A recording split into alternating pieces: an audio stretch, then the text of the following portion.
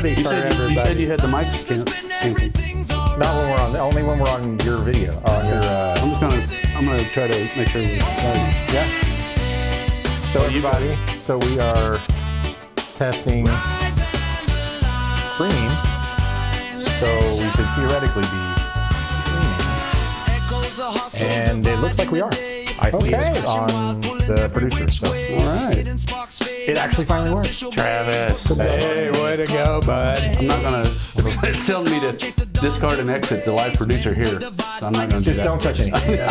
Well, I was gonna get on Facebook and. Hey, you wanted to wrap his hands up with this? Don't touch anything. Don't touch anything. Are we good? Yeah, we're going. Yeah. Travis, you are a rock star, man. I don't know about that. Okay. Well, this is like the third week in a row I've thrown something at you in the final minutes prior to going live. Welcome everybody to the United Divided podcast, episode number 81. We have the distinguished honor to have a new guest with us today, Matt Lutz. Thank you, Chad. Welcome, sir. Yeah, thanks for inviting me on. Travis, I already gave you the kudos. Dr. Roy, good to see you again. Do what I can. Here I am. So, I mean, I'm going to be out of frame for a minute, so just keep going. Okay. Travis is fidgeting. Travis is fidgeting because people have moved. Huh? It's okay. Keep going. Yeah. You do you. Keep going. Talk. This is how it normally goes, folks. This is what happens. What you don't see whenever we're live is Travis is chastising me and calling me names and all kinds of other stuff. Welcome to the podcast.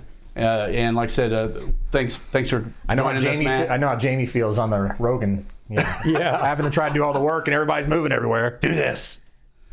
Anyway, we're here. So the reason I thought it might be a good idea to sit down with you, Matt, is because I know that you've thought along with a lot of the things that we talk about over the last couple of years, and you've made some really helpful comments and you know, supporting us just in saying, hey, keep up the good work, keep doing what you're doing. That means more to us than what you even know. So. Sure. As you know, for the last couple of years, me and Dr. Roy have sat down with Travis and talked about different health-related things. And we were really hot and heavy for a while prior to the Maha movement taking off. And I think kind of what I felt is once Trump came into office and RFK took over, I kind of feel like I didn't have to be the guardian anymore. Like there was just so much stuff going on during COVID that it was calling me every day, and I was just sending stuff to Dr. Roy. I'm like, finally, Dr. Roy agreed to sit down and do a podcast. I'm like, man, we have to talk about these things because I'm confused, and he's sitting here talking to me, and I still can't understand why there's things being said that don't sync up with what a lot of medical experts in the United States and outside of the United States are saying about why we're so sick and what COVID was or what COVID wasn't. So bringing you on to me is kind of that next step in health. As you know, you talked about Brandon Pfeiffer, who was a previous guest. Yeah. He cured himself with food. He was on his deathbed, more or less, and he worked with his daughter, who's a nutritionist, and she got him on the right path, and basically he's better than he was. Story. You know. Yeah, I can't remember what number that was. Yeah, it was like 78 or... Yeah, something like that. Yeah. And hopefully I'm going to have him on again here pretty shortly. But so why don't you tell the audience, those that don't know who you are, just a little bit about yourself and, you know, kind of what drew you to the podcast and why you've wanted to come on and have a conversation today, and we can go from there. Sure, yeah. Matt Lutz. I'm a husband, beautiful wife, Sarah. I've got 4 kids. I'm an attorney in town. I practice law with my sister, Julie Fox. Been doing that 20 years. So we were having, I think, somehow the conversation of me having type 2 diabetes came up, and some things I'd done to try to fix that and ultimately reverse it came up. So yeah, joining the health conversation sounded interesting, especially having Dr. Roy over here in the room too. But on the Maha thing, yeah, I don't know that anyone will be able to stop defending, the truth on that front. It's gonna get trumped like every other truth out there. because Trump had some hand in it, or his administration had his hand in it, it's immediately going to be denied by half of the country. Yeah. But it's not the stuff that Junior's talking about isn't new information. It's stuff that people have known for at least, going back to the days of Dr. Atkins was kind of at least the first original, time one of the OGs. The OG that people tried to cancel him a long time ago. Yeah, and for the record, he didn't die of a heart attack. I think that's a rumor. Yeah. But he slipped on the ice and cracked his melon. But he did die that way. But well, and since then, I mean, he was he mostly protein? He's like a protein. Atkins' diet was super low carb. Super low carb ketogenic diet sort of guy. And now there's thousands of people that are basically replicating the things that he's saying. And I mean, you got in a lot of really some of the bigger names, as far like on the health front, have claimed cures with a zero carb or really low carb diet. Jordan Peterson and his daughter both are a couple that come to mind. On that, they're carnivore. They're pure carnivore. Yeah, like he only ate like the one kind of steak that was grass fed, grass finished. Yep, and she takes it even a step farther. I think she only eats red meat. She doesn't eat like butter or eggs or anything like that. The daughter, she calls hers the lion diet. Oh yeah. But I think she started reintroducing some foods and things like that lately. I think. Go ahead. Sorry, just to let you guys know, we started. I was able to kind of make it work, but we've only been going for about a minute now. Oh, okay. I had to do a couple more things, so the intro and some things were lost. So, okay. So So welcome to everyone on Facebook. Yeah. For the okay. Now I am testing it. Everybody is on Facebook now. I'm sorry. Let them hear the song again. Sorry, the podcast's over. We can do it. It's over now. See you guys. Not really. Welcome everyone to the podcast. If you're just joining on Facebook Live, this is the first time we have tried doing this, so we figured there'd be a couple technical glitches. We appreciate any of you that have been on from the beginning, and you're having to hear the same stuff again. So we're here with Matt Lutz, local Evansville attorney, and had some health issues of his own, and we were just kind of getting into that in his diet, getting back into the diet. Like, so what have you done? First of all, how long have you been on the journey? So 2018, I got diagnosed. I was pre-diabetic for I don't know how long before that. And so 2018, I got diagnosed with type 2 diabetes, and so it's a little helpful to know what it is. It's really helpful to me to eventually figure out what that is, and it helps having a doctor in the room too when you're talking about it. But type 2 diabetes just means that your body has stopped using insulin the way that it's supposed to. And insulin is this hormone that its job is to store energy. So you eat something you eat a carbohydrate with sugar, that gets turned into sugar. Insulin will take that. Its job is to take that out of your blood and store it as energy, and it'll store it either in your muscle cells or your fat cells. And so if you kind of bombard your body with too much sugar over a period, or when I say carbohydrate, I'm using the words carbohydrate and sugar interchangeably, because they should be used interchangeably. When you've bombarded your body with too much sugar, junk food, over a period of time, which I did, your cells stop becoming sensitive to the hormone insulin. And so your blood sugar stays high, and your body compensates for the high blood sugar by creating more insulin. And so you're in this constant state of, I think they call it hyperinsulinemia. It's insulin resistance. Did I just make that up? Insulin resistance. Basically, your body doesn't do what insulin is supposed to do because it gets used to not using it properly. So, and that's one of the early things that you can look at. If you look at your insulin and it's elevated, then that you've got insulin resistance. Sure. And that's a test, right? It's a blood work test. The easy test. Yeah. Just have you fasting, and we get a little bit of blood out and check and see what your insulin is. Right. Yeah. So that's what type 2 diabetes is. It's completely different than type 1 diabetes, which I didn't know that. I assume they were similar to one another. No. They aren't related at all beyond having high blood sugar. Type 1 diabetes is your pancreas just does not make insulin. Yeah.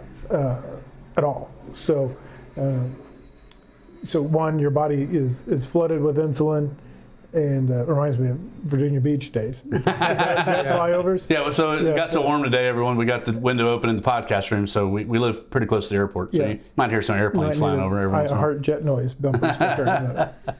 But yeah, so type 1 diabetics don't make any insulin. Type 2 diabetes, your body's consistently flooded with, is constantly has too much insulin in the bloodstream.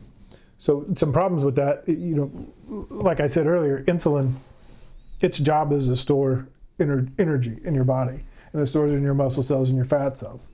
And so that's why, folks with insulin, it's called insulin insensitivity when your body starts getting. Yeah, Dr. Roy called it insulin resistance. Yeah, insulin resistance. Yeah. Insulin resistance.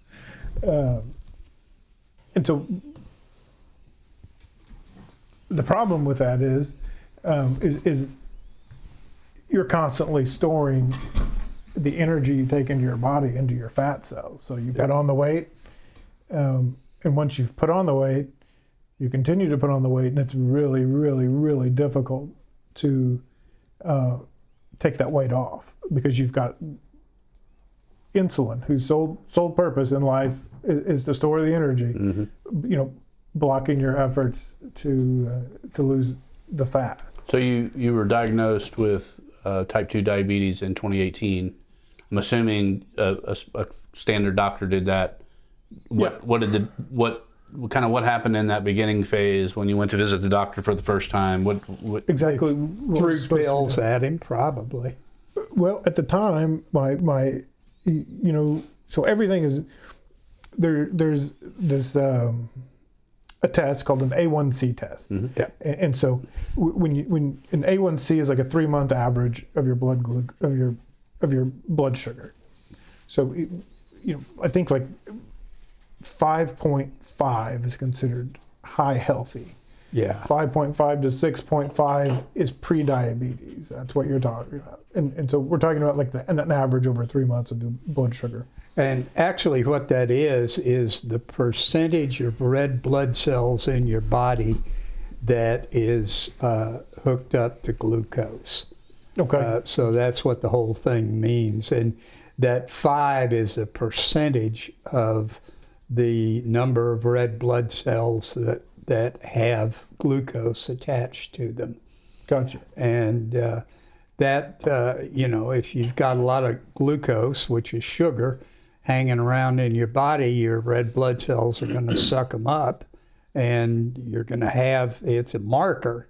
It doesn't do any damage per se, but it's a marker to show that your insulin is not doing what it should do.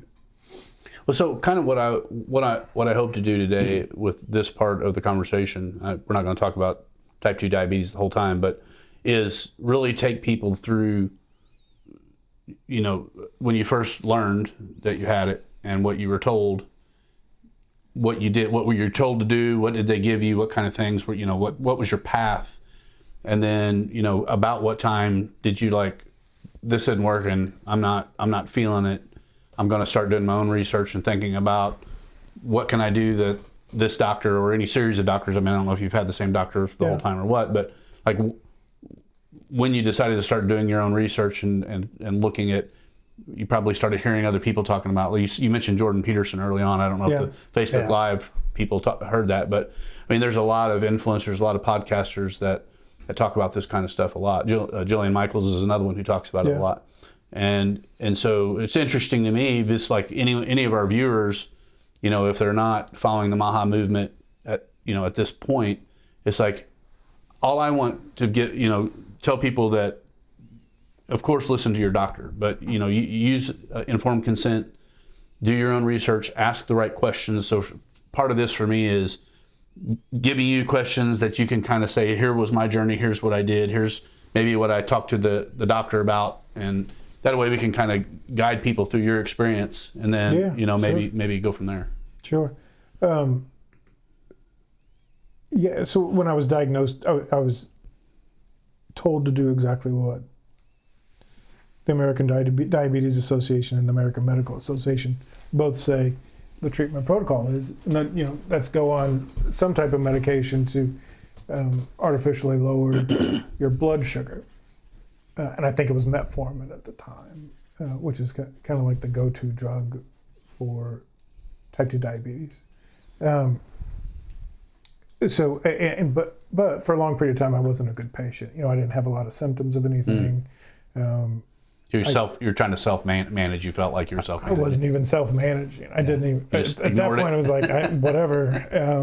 What really hit home was when I think we accumulated several kids all kind of at the same time, and I was exhausted after work, and you have these thoughts about boy, I really wish I had some more energy when I got home. These kids really deserve like some more. So that was more active day. Your biggest thing was low energy. Was that kind of your biggest symptom? I think I was just really tired a lot, a whole lot. Sleeping wasn't great. Sleeping was not. I didn't sleep good, but I also weighed significantly more than I do now. So if you're, I think 297 is where I topped out. Whoa. When you're that, you're not going to sleep good regardless at that point. Hard to get comfortable, stay comfortable. Yeah, you're just and you probably have some sleep apnea going on. So I didn't ever have that diagnosis. I never had the fancy machine, but I'm sure that was existent. Did your wife say you snored? Yeah. Okay, then you had it. I think we all do that. Yeah. I don't. Yeah. Well, no one complains. No one can tell you. Your dog aren't going to be like, hey, you've been snoring, doc. No, You're leaning mean now. There's no way that you're going to probably have an issue. Yeah. You're the non-snorer in the group? Yeah. What? Are you the non-snorer in the group? Yeah, I am. Well, and I also lost 40 pounds last year. Yeah. So I'm mean and lean. Yeah. I'm not going to 12%. So when about timeline wise did you okay, I'm fed up 2 years ago. Yeah. 2 years ago. So yeah. And 2023, 2024, something like that. 2020 into 2024, going into 2025. Okay. So and so my what I decided I was going to do is start taking my medication the way that I was supposed to, and kind of follow the dietary recommendations. And that was metformin. You started taking metformin seriously then. Yeah. And what was the diet about? So when you look at the ADA recommendations, it's 30% carbohydrates. With no specificity of what carbohydrates are? No. They do reference a chart called the Glycemic Index, which kind of will lay out foods where it takes longer for the glucose to enter your bloodstream because of the composition of the food. Those are the ones you want to eat. Yeah, like blueberries will have have a fair amount of sugar and carbohydrates, but they're very low on the glycemic index. Sweet potatoes do the same thing.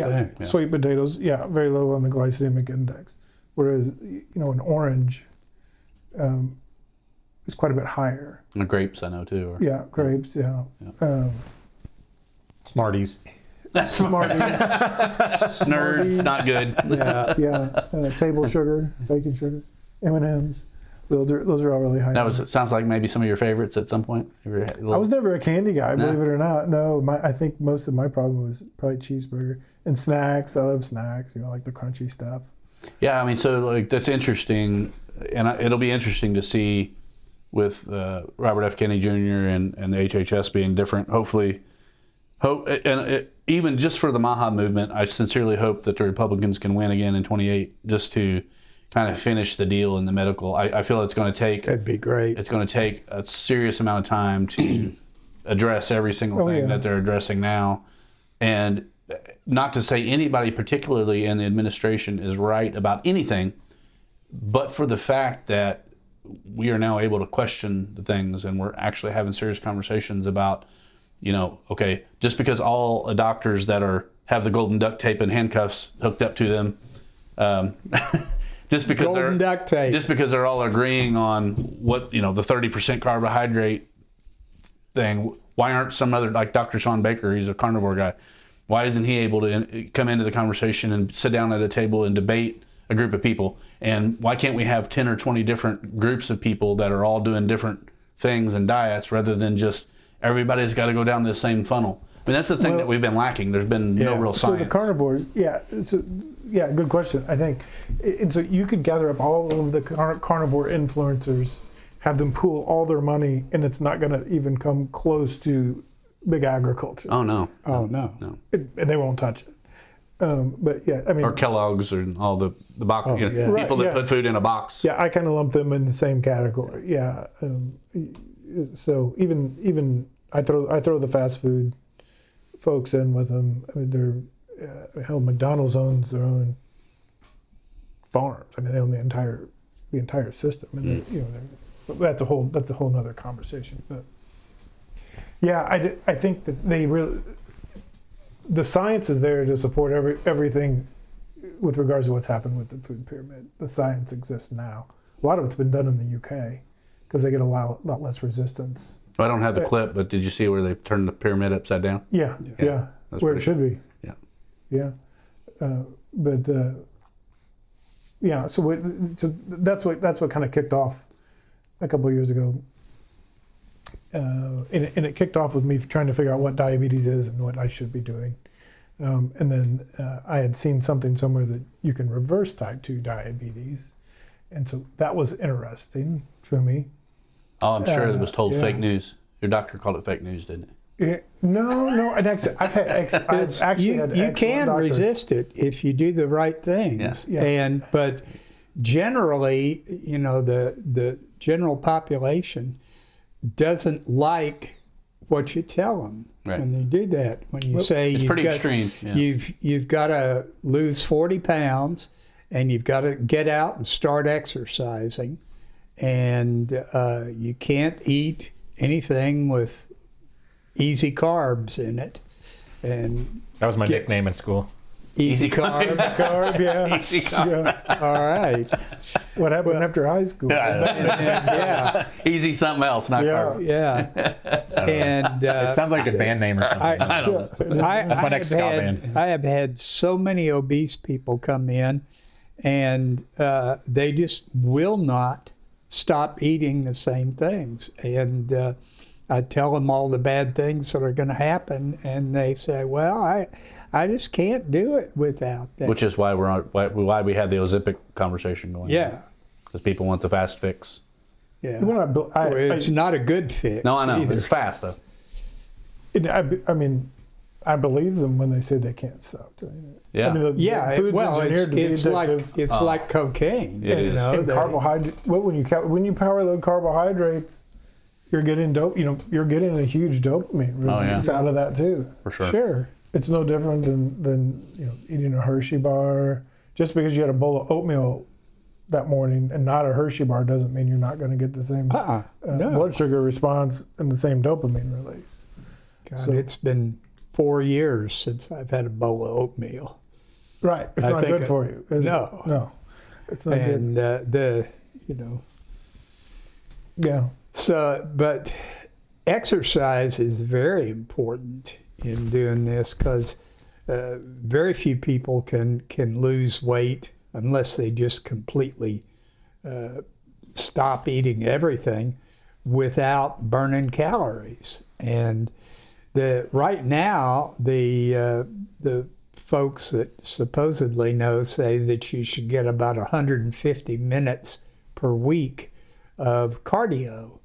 And when I started losing weight back in the beginning of 2025, I was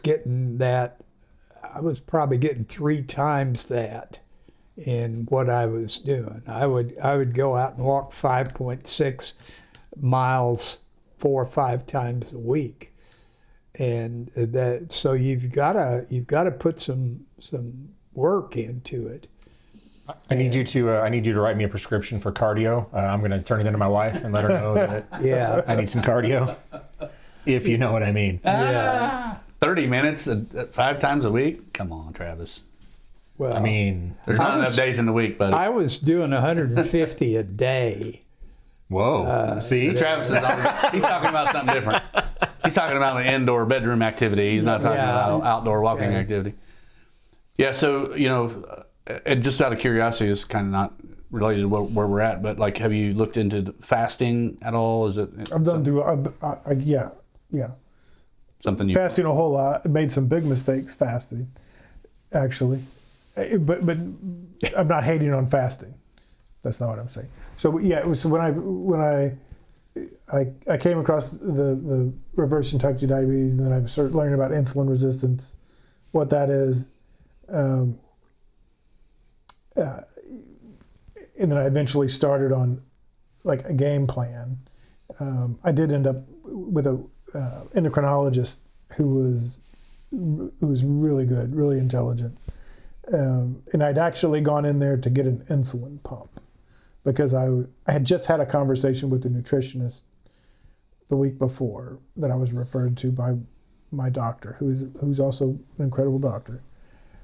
still your doctor? Still my doctor. Okay. Yeah. I don't blame the doctors for what they're doing. Yeah, it's not their. When we talk about anything on this podcast, we talk about stuff that's going on in the government. I mean, we're not talking about individuals inside of any local or regional or federal department. It's really is you're kind of trapped in a system, and this is what we talk about the golden duct tape and handcuffs.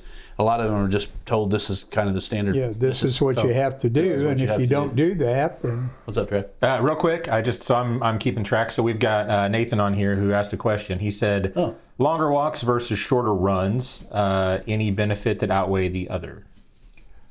Roy's going to give his, and I'll give mine. There you go. Okay, to Roy.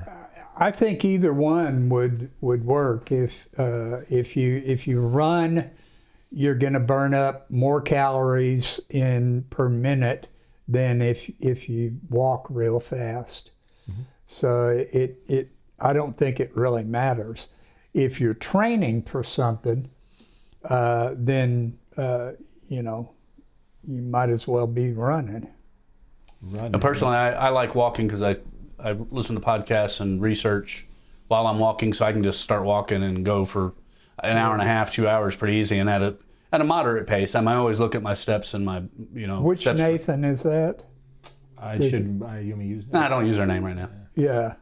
So I think I know who it is. Sarah says, hi, Dr. Arnold. Hey. Okay. Hello. the name's Sarah. Is say hi that to her Sarah, husband? your wife? She's going to say hi to me.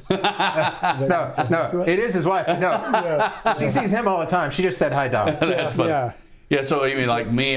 So I think it would depend on like how old the person is or their ability of between running and walking. I mean, if you can't run, don't run. I like sprinting. I think sprinting is a great way of doing short bursts of speed and whatever. But have you gotten on any of the exercise side? A little bit. It's kind of and my situation is a little different because I was convincing an endocrinologist that I could manage my type 2 diabetes with going off all my medication. So that's an A1C. Well, you just brought that. Yeah. I didn't hear that part of it. Yeah, I was getting there, but that was. I hated taking the medication. It doesn't make. I didn't like how it made me feel. So when I got in there, he says, "Do you have any questions?" And I was getting the insulin pump at the time. I'm like, "Yeah, why do I have to eat carbohydrates? Like they're killing me literally, and then take these medications." And he's like, "Okay, let's not go off your medication. Eat this, this, and this, and we'll come back in 3 months." And he says, "Don't look at your blood sugar." But of course, I looked at my blood sugar. But it is. But yeah, so for me, the first several months was not only was I trying to improve my health, but I was also, trying to reassure my doctor that I was able to control my blood sugar level as well as my medication was. Because and Dr. Arnold alluded to it earlier, you could probably write down all of the steps to manage diabetes without medication or reverse type 2 diabetes, and 99% of the population's not going to do it. That's right. So that's why I don't blame the doctors, because the medication protocol has to exist. Well, to me, I'm a keep it simple, stupid person. So, and I, unfortunately, I'm one of those types of, if I decide I'm going to do it, I go all in. But it's like, just don't eat stuff out of a bag or a box. I mean, it's really is that simple. As far as, you don't have to think about how much is in this or how much is in that. I mean, I personally I go a little more extreme than Dr. Roy and, or most people, I'd say, is like, I'm more like eat like a shark person. If you can't find it in your immediate vicinity right now, you probably shouldn't be eating it, because we lived for thousands of years on this planet. You think about paleo, and we lived for thousands of years, and all you could eat was what you could kill or what you could drag home, and what you could store for a period of time. I was talking to Matt earlier on this. Lewis and Clark, when they crossed the United States after it had been purchased from France, did some studies with the Native Americans, and they said they're always thin, muscular, and they're eating almost 100% of buffalo and deer meat, which is... Well, buffalo meat's some really good meat. Yeah, it is. And now, if it's almost 200 years ahead, if you go to a Indian reservation, there will be 60 to 70% of the people will be morbidly obese, and 50% of them will have type 2 diabetes. And it's because they're eating the same things. Their bodies are not genetically set up to eat all that stuff, and consequently their pancreas says, oh, more insulin, so they build it up as fat. And that's what it is. It's really sad to see the difference between 1804, when they were seeing all these strong, muscular Native Americans, and 2024, when they're 60 to 80% of them are morbidly obese. And that's because they're eating pizza and they're eating, I think most of the United States is 60 to 80% morbidly obese. Well, yeah, you see it. We're definitely upward. Don't beat me up for this, but I shop at Walmart almost 2 or 3 times a week. And it's so sad, because they'll come up with cases of Mountain Dew. Oh, yeah. Oh, yeah. And I just said, oh, my God, that stuff's going to kill you. Well, not only that, we had it on where they could buy it with SNAP benefits. I mean, you could buy all that crap with taxpayer money. Yeah, they've cut it all back. I think they cut all that back. Yeah. One of the things I want you to, if you haven't already looked into it, I'm one of the ones, I'm not a doctor, so I want you to do your own research. And Dr. Roy obviously has bought into the idea, but like the thing about the Indians during Lewis Clark is they were also outside all the time.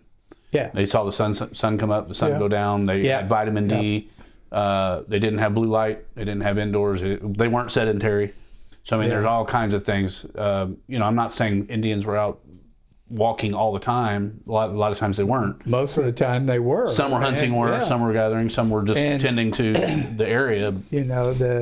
That's one of the things that I was going to get to later, is that when I opened my practice here, I would test every new patient for vitamin D, and 2/3 of them were vitamin D low, very low. Deficient, for sure. The lowest one was like 3, and then I had another lady come in who was 0. What's the optimal range? Optimal range is 40. 40 to 70 or something like that. Yeah, 40 to 70 is good. And in the 1940s, when they looked at all the amount of things that you needed to have in your body, we were an agrarian nation at that time. People were out in the fields, all this kind of thing, and they got sunlight. Nowadays, everybody sits inside and watches TV or screens or what have you, and they don't get out in the sun. And Well, the sun is good for I'm them. wearing my PSYOP shirt today for a reason. Yeah. I mean, we were told for many years that the sun is dangerous. Yeah. Run Oh, from it. yeah. Cover up with sunscreen, avoid the sun. We were told that. Sunscreen kills. About the same time they gave us all the junk food in boxes, and Yeah. I mean, it's like a perfect storm. If you really look back and you really want to like diagnose what happened, it all kind of happened at about the same time. But even the junk food in boxes back then was much better than. Not- I mean, yeah. If you look at the ingredients of something, say 1985 Frosted Flakes or something, and Well- you look at today's whatever. Yeah, like I'm saying Frosted Flakes. I may not be a good example, but That is a good example. You start to compare it's those. about 70% sugars. Well, I mean, yes, but what I mean Frosted is, like when you look at some of those things, there's like phosphates. There's things in there that weren't in there back in 1985, 1990 They hadn't been invented versus yet. where they maybe not. They hadn't been lab grown yet or whatever it might be. But there's even a very big difference between junk food 30 years ago and junk food. Junk food now is substantially worse than Yeah. it was even back then. Like, junk that's food 40 between years ago. the same junk food in Europe and here is totally different. Well, and the junk food in Europe is probably pretty close to the junk food in 1990. Yeah. Like, Yeah. they don't allow all the weird. I forgot the They're difference. much more scientific strict than crap we on are. there. Yeah. Say again. They're much more strict than the United States on Yeah. what they'll allow in their food. Mm-hmm. And thankfully, we're kind of dialing some of that back. But And they're a lot more lax on what kind of studies they'll tolerate too. Yeah. In their scientific community. So you, 2018, you're diagnosed. You got serious at about 2024. You determined this medicine's going to kill me before the diabetes does. Like, so how long have you been kind of on your new? Since middle of August, Oh, so just 2025. Yeah. okay. So it last Yeah. 6 months or so. What's Yeah. your A1C these days? When I started, it was 8.7. Shit, man. It's 6.5 right now. Yeah. I just checked mine back in July. It was 5.1, so I think I'm okay. You can disregard the rest of the conversation. All right, I'll be in the other room. I'll see you guys. Yeah. But yeah, so 6.5 is like the cutoff between diabetic and pre-diabetes. Doesn't mean I don't have diabetes anymore. It just means Borderline. no, Because not even better. that. I think if I started eating carbohydrates, in a significant amount tomorrow, I don't think my body would yet tolerate it or react to it properly. You think you'd spring up pretty fast? Yeah, I think things would go haywire with my blood work and things like that. But I mean, what it does mean is that I can manage my diabetes without hateful medications more effectively than my medications were managing it before. And I feel better. And I don't get hungry. I don't have food cravings. Sleeping better? I sleep great. Yeah, my wife said I don't snore much? anymore. Yeah. Well, that's the weight. Yeah, Coming off. And I lost probably 40 to 45 pounds. Yeah. But strangely enough, the weight was, I'm not unhappy about the weight loss, obviously, but I was almost obsessive about my, because I've got a continuous glucose monitor that measures blood glucose all the time, and then it'll show you a graph throughout the day, and it was pretty obsessive about it, and so at this point I can kind of measure improvement based on where my like say at 2:00 in the afternoon 3 months ago my blood glucose would have been at 130 140, and where nowadays my blood glucose at 2 to 3 in the afternoon is about 110. And that's where it needs to be. Yeah. And so I'm kind of to that stage, and Doc can weigh on this probably better than I can. But one thing I realized more than anything, and so what I did, so what I ate, people are probably going to wonder what I ate. I ate red meat. Like before before you go into what you eat now. Yeah. Tell us what you were doing kind of at the beginning, and then when you were not managing, were you just continuing to just eat whatever you wanted? Yeah. And I just ate what I want. and I then- love cheeseburgers, pizza. I love all that stuff. then once you committed, what are you doing now? I went zero carbohydrate. Okay. Strictly, and So carnivore. I did. for all Yeah. intents and purposes. The carnivore. and I say it like that because it's almost, the carnivores have turned into like the anti-vegans, so they're both like these dogmatic religions now. Yeah. So, and I'm in these Facebook groups. It's one thing I did eventually added. I've taken it out and added it back in, but two things: avocados and almonds, for several different reasons. They're both superfoods, unbelievably nutritious, Love almonds. unbelievably healthy fats. There are a few carbohydrates sprinkled in there, but not. They both contain fiber, so it's not. They're not terrible, low glycemic. Stuff you can find in the wild. I mean, more importantly. It is, yeah. It is, yeah. But, I picked those two specifically, but when you go really low carbohydrate or keto, then your body starts to flush out your electrolytes, like your sodium, potassium, and magnesium, which was told to me, but I kind of learned it the hard way a couple of times. So you can drink as much water as you want to, but if you're not getting the sodium and the magnesium and the potassium, your pulse is going to race and your blood pressure is going to drop. Yeah, so when I've done carnivore type things, I had to really increase, like the amount of salt that I had to intake was kind of crazy. Like you really, I had to. I don't know. I eat an unbelievable amount of salt, probably at least 3,000 milligrams a day. Wow. Yeah, with all the time eating salt. That's pretty interesting. Doc, I don't know if you have the breakdown on why that is. I mean, I know the planet is covered with seawater. We used to. There's had to be a lot of salt naturally in in our diets, I guess. Well, and salt was used to preserve things back in the 1800s before we had ice.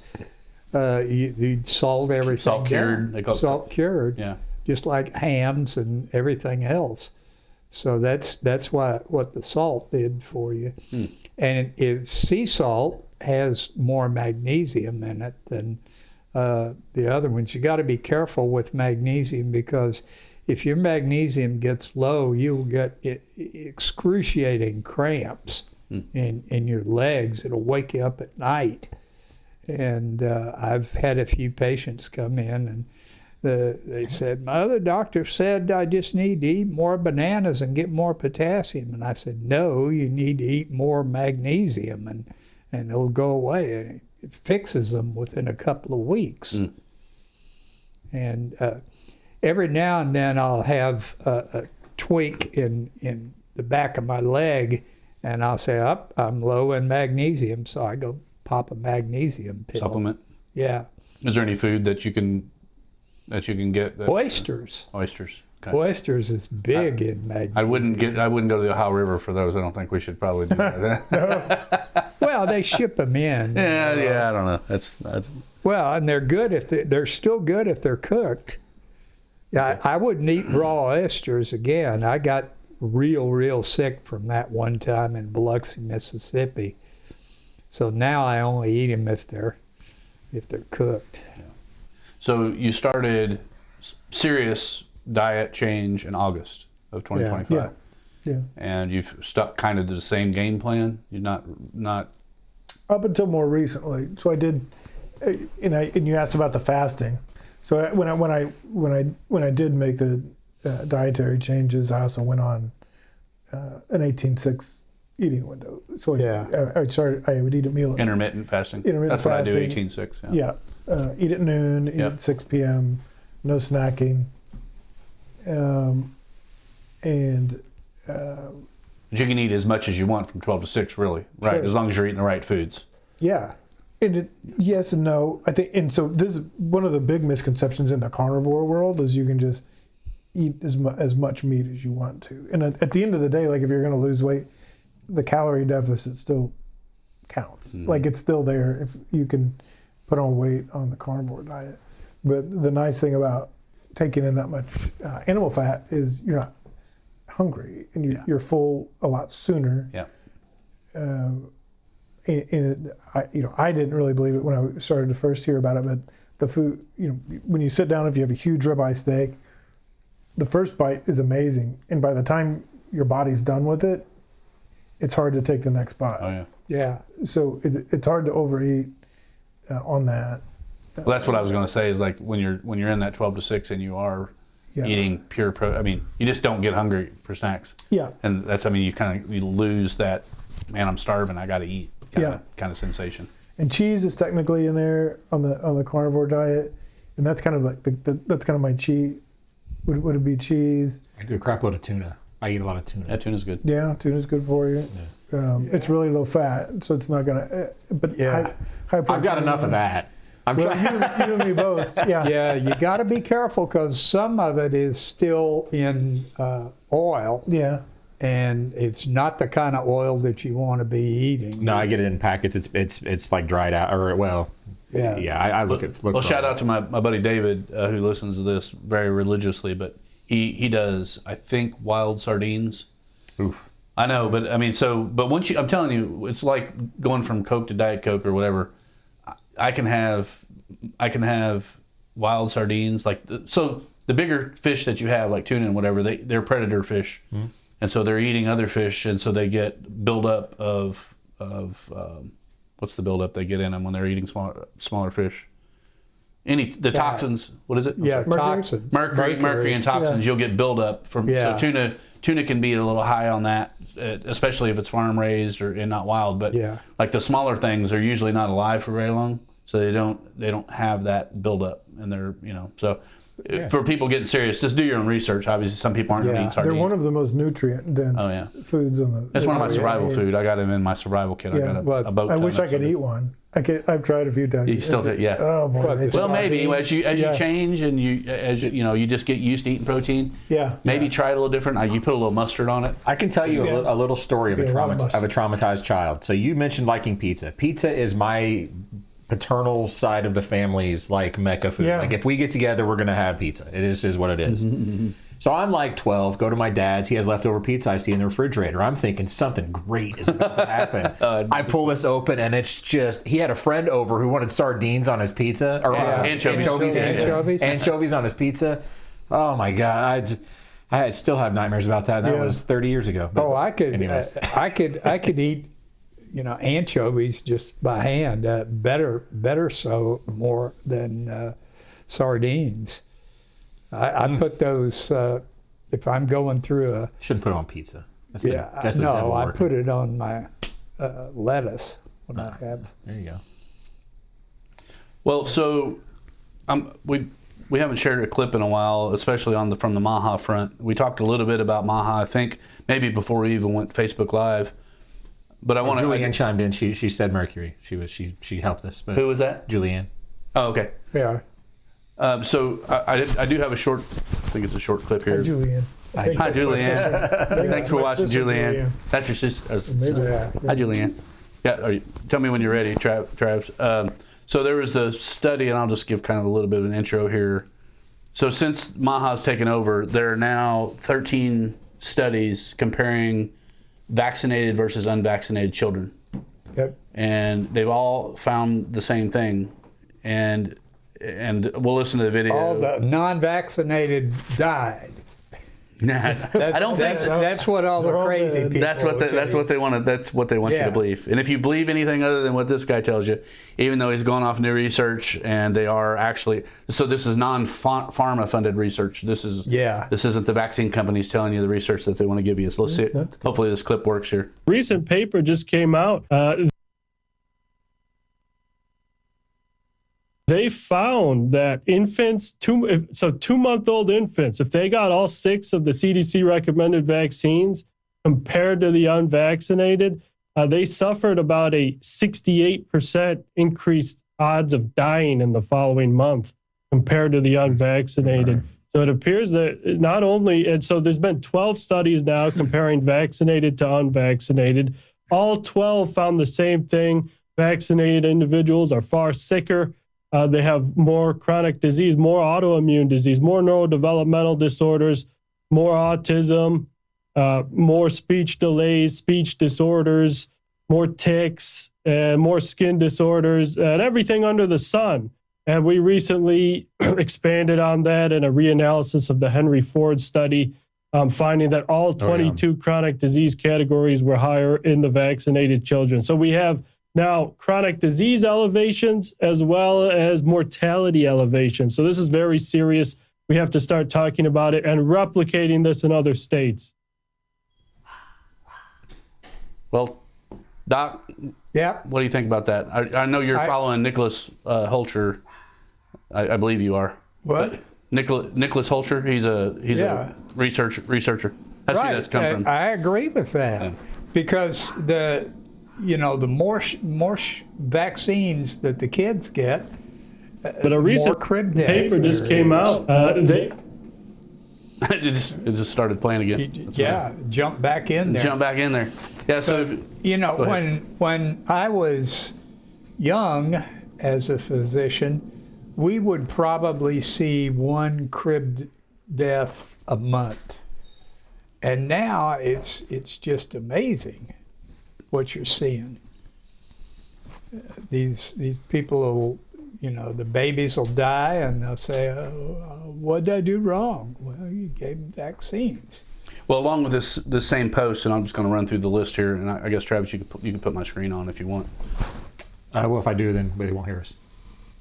Oh, so okay. Yeah. All right. So this post basically, so the 13 different studies comparing, and this is just related because I think probably we're all at this table are all vaccinated, right? Did you have all your Yeah. Like child vaccination. Yeah, our When we were kids. Yeah, our kids now get a lot more vaccines than we did, but 13 studies just said all vaccinated children are far sicker with higher risks of death, autism, cancer, autoimmune diseases, diabetes, ADHD, tics, asthma, motor disability, speech disorders, mental health disorders, neural development disorders, mental health disorders, development delays, seizure disorders, food allergies.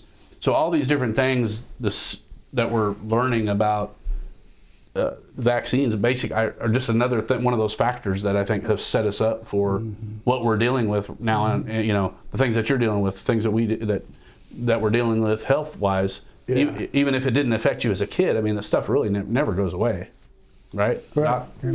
Sort of. It goes Well, I don't know. away. We didn't have all this stuff has gone up in adults. I mean, all these things that we're seeing now with the mental health disorders. Just think about that. I mean, so we can blame that on a lot of things, but you can't really take vaccines out of the list, can we? I would no, you can't take them completely out of the list, but I would say that some of the food is pushing where the mental things, particularly ADS, and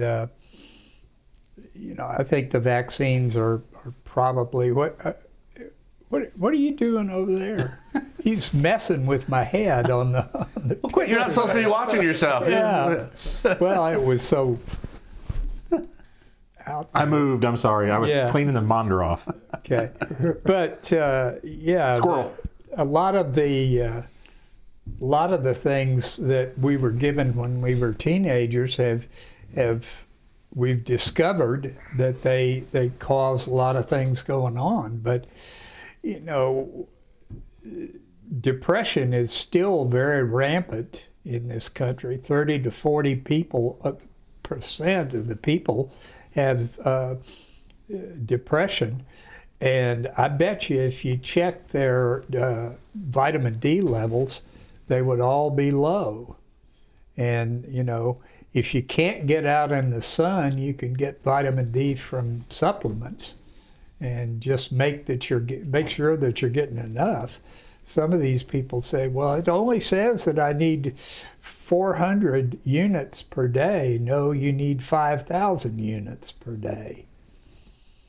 And Vitamin D. Vitamin D, because the 400 was put in 1940 when we were an agrarian nation and everybody was out there in the fields working and we didn't have very good air conditioning then, so people would go sit underneath a tree. So you need 5,000 units of vitamin D every day, and that's plus whatever vitamin D you get in your food. And there's plenty of vitamin D in what you're eating. Well, and I'd say like to any end of the spectrum, I've always, when me and Dr. Roy have sat down, I've always been the guy that was out looking at, doctors that weren't mainstream doctors, and they were saying, and different people that are doing things and experimenting, kind of like what you're experimenting now, and what they do differently. Like, so there's people that swear by getting up, seeing the sunrise, having your eyes face the sun when it's coming up for 30 minutes and when it's going down for 30 minutes. And that sets your circadian rhythm and your sleep cycle and all that stuff. But it also, like, the reason why me and Dr. Roy are wearing these glasses is because the LEDs and lights basically don't allow your circadian rhythm natural pattern to. So like if the sun's down, no matter what, I either have, like, I wear these for prescription because these have a 1.25 and I'm partially blind, obviously. Yeah. And then these are just like, I'm not even wearing glasses. They're just like vanity glasses, but it blocks the light. So like I have the blue light. The blue light, it blocks the blue light. So I mean, I'll fall asleep like just on a rhythm, and I wake up before my alarm comes off. Like as soon as this, I wake up earlier and earlier. Like I find myself waking up a certain amount of minutes before the sun kind of breaks the horizon. Yeah. And I just naturally, I don't know, you're probably the same way, right?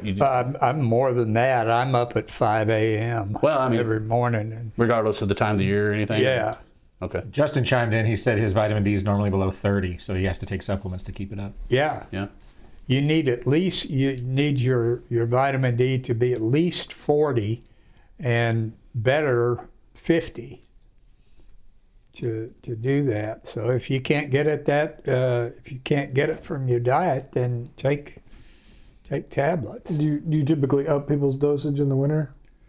No, if they're taking 5,000 a day, that will work winter or summer. Doesn't make any difference, because so many people don't get out in the sun anymore. Yeah. They're afraid of getting skin cancer. Well, we kind of push that out of the way, because skin cancer only comes if you've used the screen. Oh yeah. On there, yeah.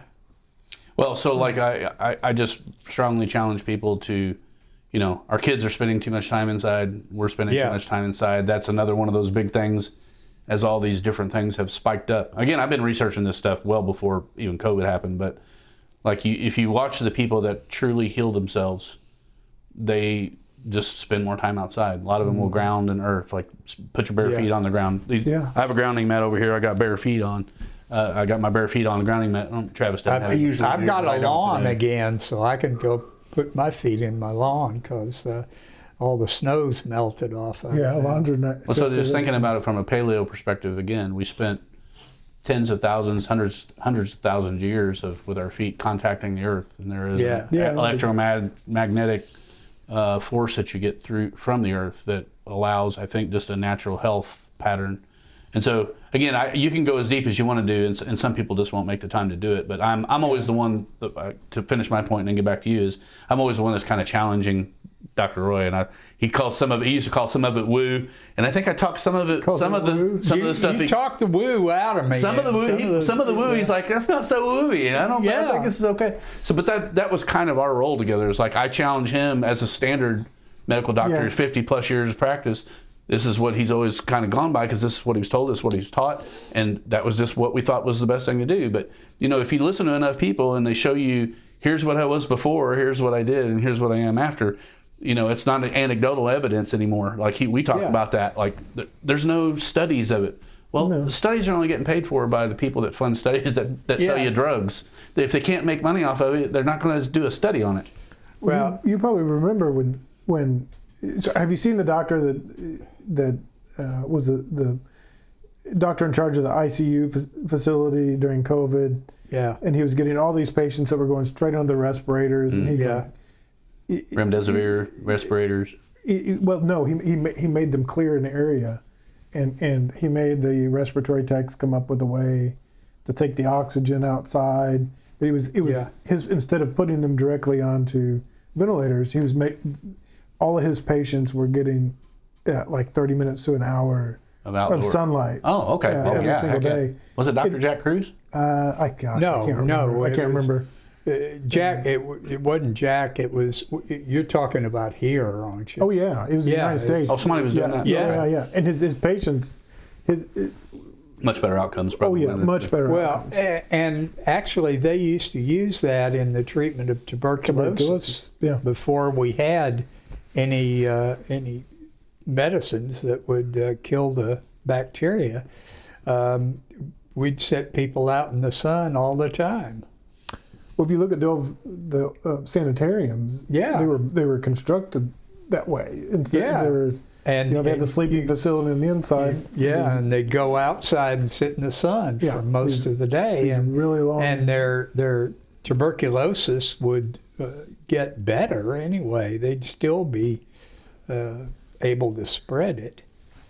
But one of my mentors when I was in my pulmonary training had actually gotten tuberculosis when he was a second-year resident, and he went to the sanatorium, and he had a lot of stories from that.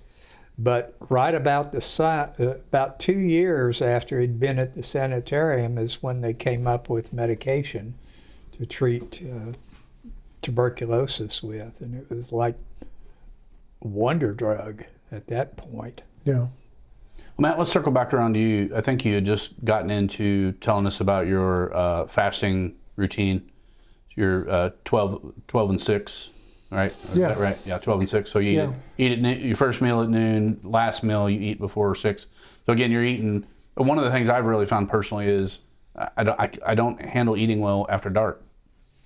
Just for me, like my digestive system doesn't work as well after dark, which is strange. But that's normal. I've had a gut issue for my entire life, but I've dialed into my sensitivity. So like the intermittent fasting just works with me perfectly. People who eat late in the day tend to have harder times getting to sleep because you've got that takes about 20% of your blood away to work through your gut, digest the food, digest everything.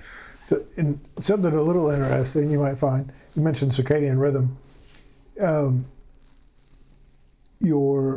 If you put on a CGM, a glucose monitor, and wear it for 2 weeks, you're going to notice.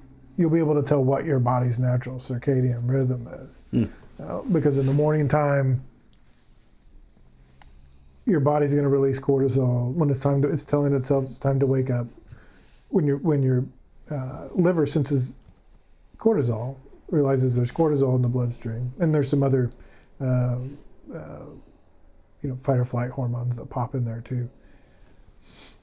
But specifically cortisol, when your liver senses the cortisol, it says, okay, it's time to wake up. I'm going to make some glucose. So your blood glucose gradually starts to rise, even though you haven't eaten. While you're fasted, right? Yeah. And you can be, what's it called? Glycogenesis. Your liver will take protein or carbohydrates and turn it into glucose.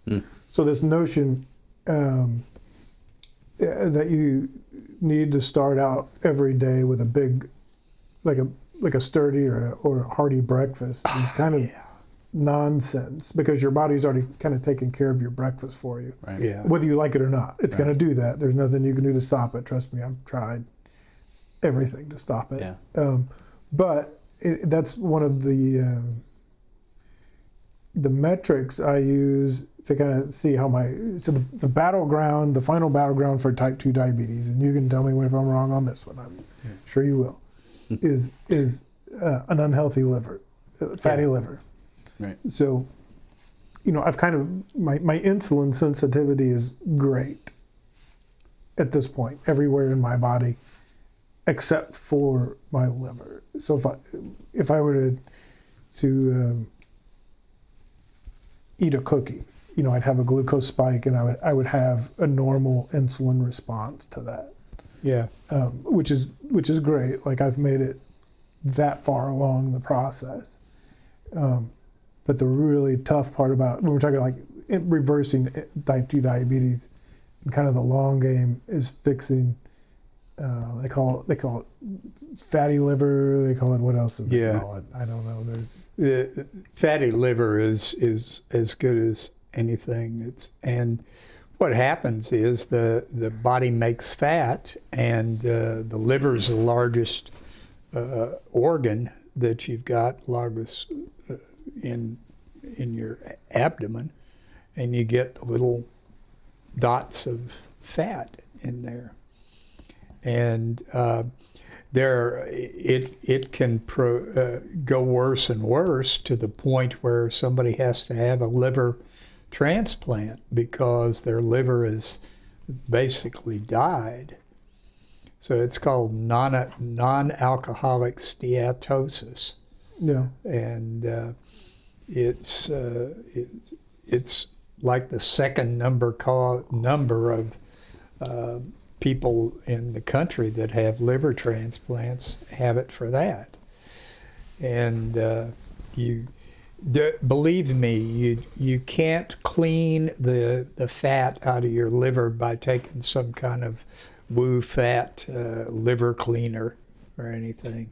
You've got to reduce the amount of carbohydrates and cortisol in your body. I'm not going to challenge you directly on this, but I have heard, and I've been told to take milk thistle. If you've got, maybe that's milk thistle. Yeah. Okay, maybe that's something that you've come across. There are quite a few studies that indicate that. Yeah, so that might be something you might want to dig into that a little bit. And the Optimize You group, who I have been talking to for a couple of years, they say if you got liver issues, milk thistle is a good cleanser. Basically, helps you. It's a good healer. But I mean, the only reason healer is better. Yeah. Okay. Don't say cleanser. That's fair. Because the liver itself is a cleanser. Yeah, that's fair. I just misspoke. I meant what that was. But like the cool thing about them is they are testing it. So like I'm in a system where they can test you before and kind of on down the way. Berbeриne's another good one. Berberine. Yeah. I don't take berberine. Works almost the same way that metformin does. 500 milligram metformin. Yeah, and I've read that. I don't take it. The only, and I may start taking berberine at some point. But I use my blood glucose monitor as my metric for how well my liver is improving. Yeah. So I don't take one other thing. Yeah, like you said, it's great. It's like taking a 500 milligram metformin. Yeah. A dose of berberine, but it's also extremely good for healing the liver. Yeah. But I've just kind of avoided anything that would artificially lower my blood glucose level because I want an accurate metric. I can't go get blood work done every week on what my liver enzymes are, but I can tell you on my blood glucose, if my so back to the circadian rhythm on this subject, at about 4 a.m. every morning, my blood glucose will start going from somewhere between 95 and 105, which is a healthy blood glucose level. It'll start to increase because it's time for me to wake up. My body's throwing some cortisol in there, and it will steadily increase throughout the morning. So a healthy liver that is insulin sensitive will, when it encounters insulin, shut off that blood glucose production. Yeah. Mine doesn't. So normally that blood glucose spike, like for you, would like 8:30 or 9 o'clock, or like the first time maybe you eat, like if you ate some protein or fat or something like that, it would trigger an insulin response, and your blood glucose would kind of normalize. Yeah. Mine goes until 12 o'clock noon, and you can set your clock like by it. It's pretty fascinating to look at, and then it drops. Yeah, it just drops off the table. So, and cortisol has a huge effect on especially your morning blood glucose for everyone as well. So if you've had an extremely stressful morning, not extremely stressful, but if let's say you woke up late for the day or something like that, and you're hustling, trying to get around, I would push my morning cup of coffee back to 10 or 11 o'clock, because you've already got, unless you want to feel anxious and jittery, right, because your body's already flooded you with the cortisol and adrenaline, and your blood glucose level's already high. The body only stores glucose in two places. One is in the liver, and the other one is in your muscles. And it's a different molecule in either one of them.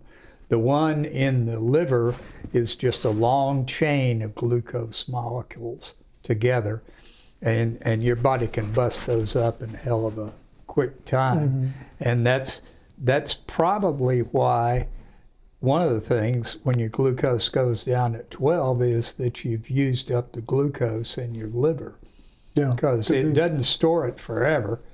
And it's in there for the reason that if you need some go power right away, you've got in your liver there. And the same for your muscles. It's a different shaped molecule. It's got little side things that go on it, and that's so you can use your muscles and have that glucose right there. One thing we haven't talked about is methylene blue. That's something I know of it, I just haven't looked into it yet. Well, let me tell you about it. Methylene blue was a dye, and it was originally used to dye the uniforms in the Civil War and the dungarees that people wore. Levi's. And then in about, 1930 or 40, they discovered that if you gave patients methylene blue, you could treat urinary tract infections with it. It would kill the bacteria. And you would just give them, like half a teaspoon of methylene blue every day, and that would keep them from getting severe urinary tract infections, which can be lethal sometimes, especially if you don't have, in the 1930s and 40s, we barely had any antibiotics at all. Nowadays, we've discovered that using methylene blue periodically will make the energy in your body much better. It works on the mitochondria, which are the little dots inside every cell, to move out more of the energy, and it works real good. Are you still taking methylene blue? Yeah. Yeah, I am too. I do it sporadically, so I do it like 2 times a week now. Before, I was doing it religiously once a day in my coffee, and man, I felt real good at that time. Yeah, I mean, I noticed. Nowadays, I'm pretty much jacked up all the time. Well, now that you're lean and mean, so I noticed methylene blue the mornings that I take it, especially like say you didn't get quite as good amount of sleep or whatever.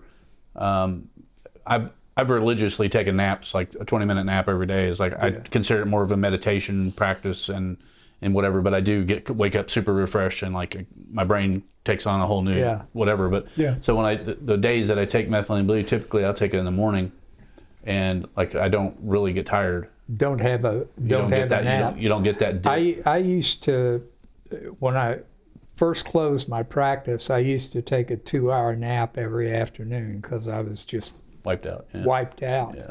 Now, I don't think I've taken a nap in like 6 weeks. And I'm taking methylene blue twice a week. You get it in a little bottle, and you just squeeze one bottle full, not bottle, but the rubber thing. Yeah. Squeeze it into your orange juice or your coffee, and I'll tell you that if you take that, your urine is going to come out as green. It's going to be emerald green. It's a good heads up. Yeah. That would be a quick trip to the ER. I'm not going to lie. Well, when I was in college, I knew about Blue and yellow. methylene blue. Yeah. And we had a big vat of stuff for a party, and I put a tablespoon of methylene blue powder in there, and everybody said, "Hey, Ann, what's going on? I'm pissing green." And everybody and I just That's before you knew about the health benefits of it. yeah. I just So I've got several books around here. I don't know where they are, but one of the books is called A Magic Bullet, yeah. because they used it a long time ago to treat a wide variety of urinary infections was a big one, I think, but Yeah. like they used it for a bunch of different things, and strangely enough, whenever something generic and cheap works too well, pharma figures out a way to get rid of it. Yeah. So You can get a bottle of methylene blue for I don't know what, $10 or $12, and they last like for 2 months. yeah, he uses the liquid. I did a lot of research and I found some tablet form. I prefer the tablet more because I don't want my tongue turning blue. And Right. Mine doesn't turn blue if I put it in my coffee. just put it straight. Yeah, well then it turns your cups blue. What did I I tell just you, wash Doc? But them out. your What? tongue is. What? I'm just kidding. Your tongue's I not- didn't take methylene blue this morning, but Did you come with more information about type 2 diabetes, or have we already kind of? I got all kinds. Have you of already covered it? information. Have you already We pretty much covered Okay. the whole thing. I figured it would come in the actual conversation. You know, the two main things that you've got to do is to lose weight and exercise, and you've got to exercise a whole lot more than just going out and walking around the block. You've got to hit it pretty hard. What are you doing for exercise? So, Nothing? yeah, we touched on that earlier. I don't do anything intense, right? I haven't since I Yeah. started this in like middle August, mainly because I'll walk. Yeah. But if but I've done everything I can to reduce my blood sugar Yeah. as humanly possible. So and if you do sprints, your blood sugar is going to go up Sure. for a period of time. And that's your muscles Right. getting yeah. rid of the glucose. Right. And your liver reacts to those situations too. It'll Sure. spit stuff out. When it senses that your body needs it, or if you're lifting weights, your Yeah. liver's going to create glucose for your muscles. And so but I'm kind of at that point now where I'm going to take. I don't know if this is going to make sense. I'm going to take the hit to my A1C Yeah. for the benefit of hopefully putting on some pounds of muscle and maybe some cardiovascular work. Because muscle mass is a much more efficient fat burner than Sure. anything else you've got going on in your body. So I think I'm going to take the hit on the A1C for a little while to put on some. Well, Doc, I want to throw this challenge at you because this is one of these things that when he says stuff like that, it makes me question kind of what his mindset is and why it's there. So this is just one of those outliers. I'm not questioning what you're doing, and I'm telling you, I'm not a doctor. This is just kind of what pops up into my head, these kind of things.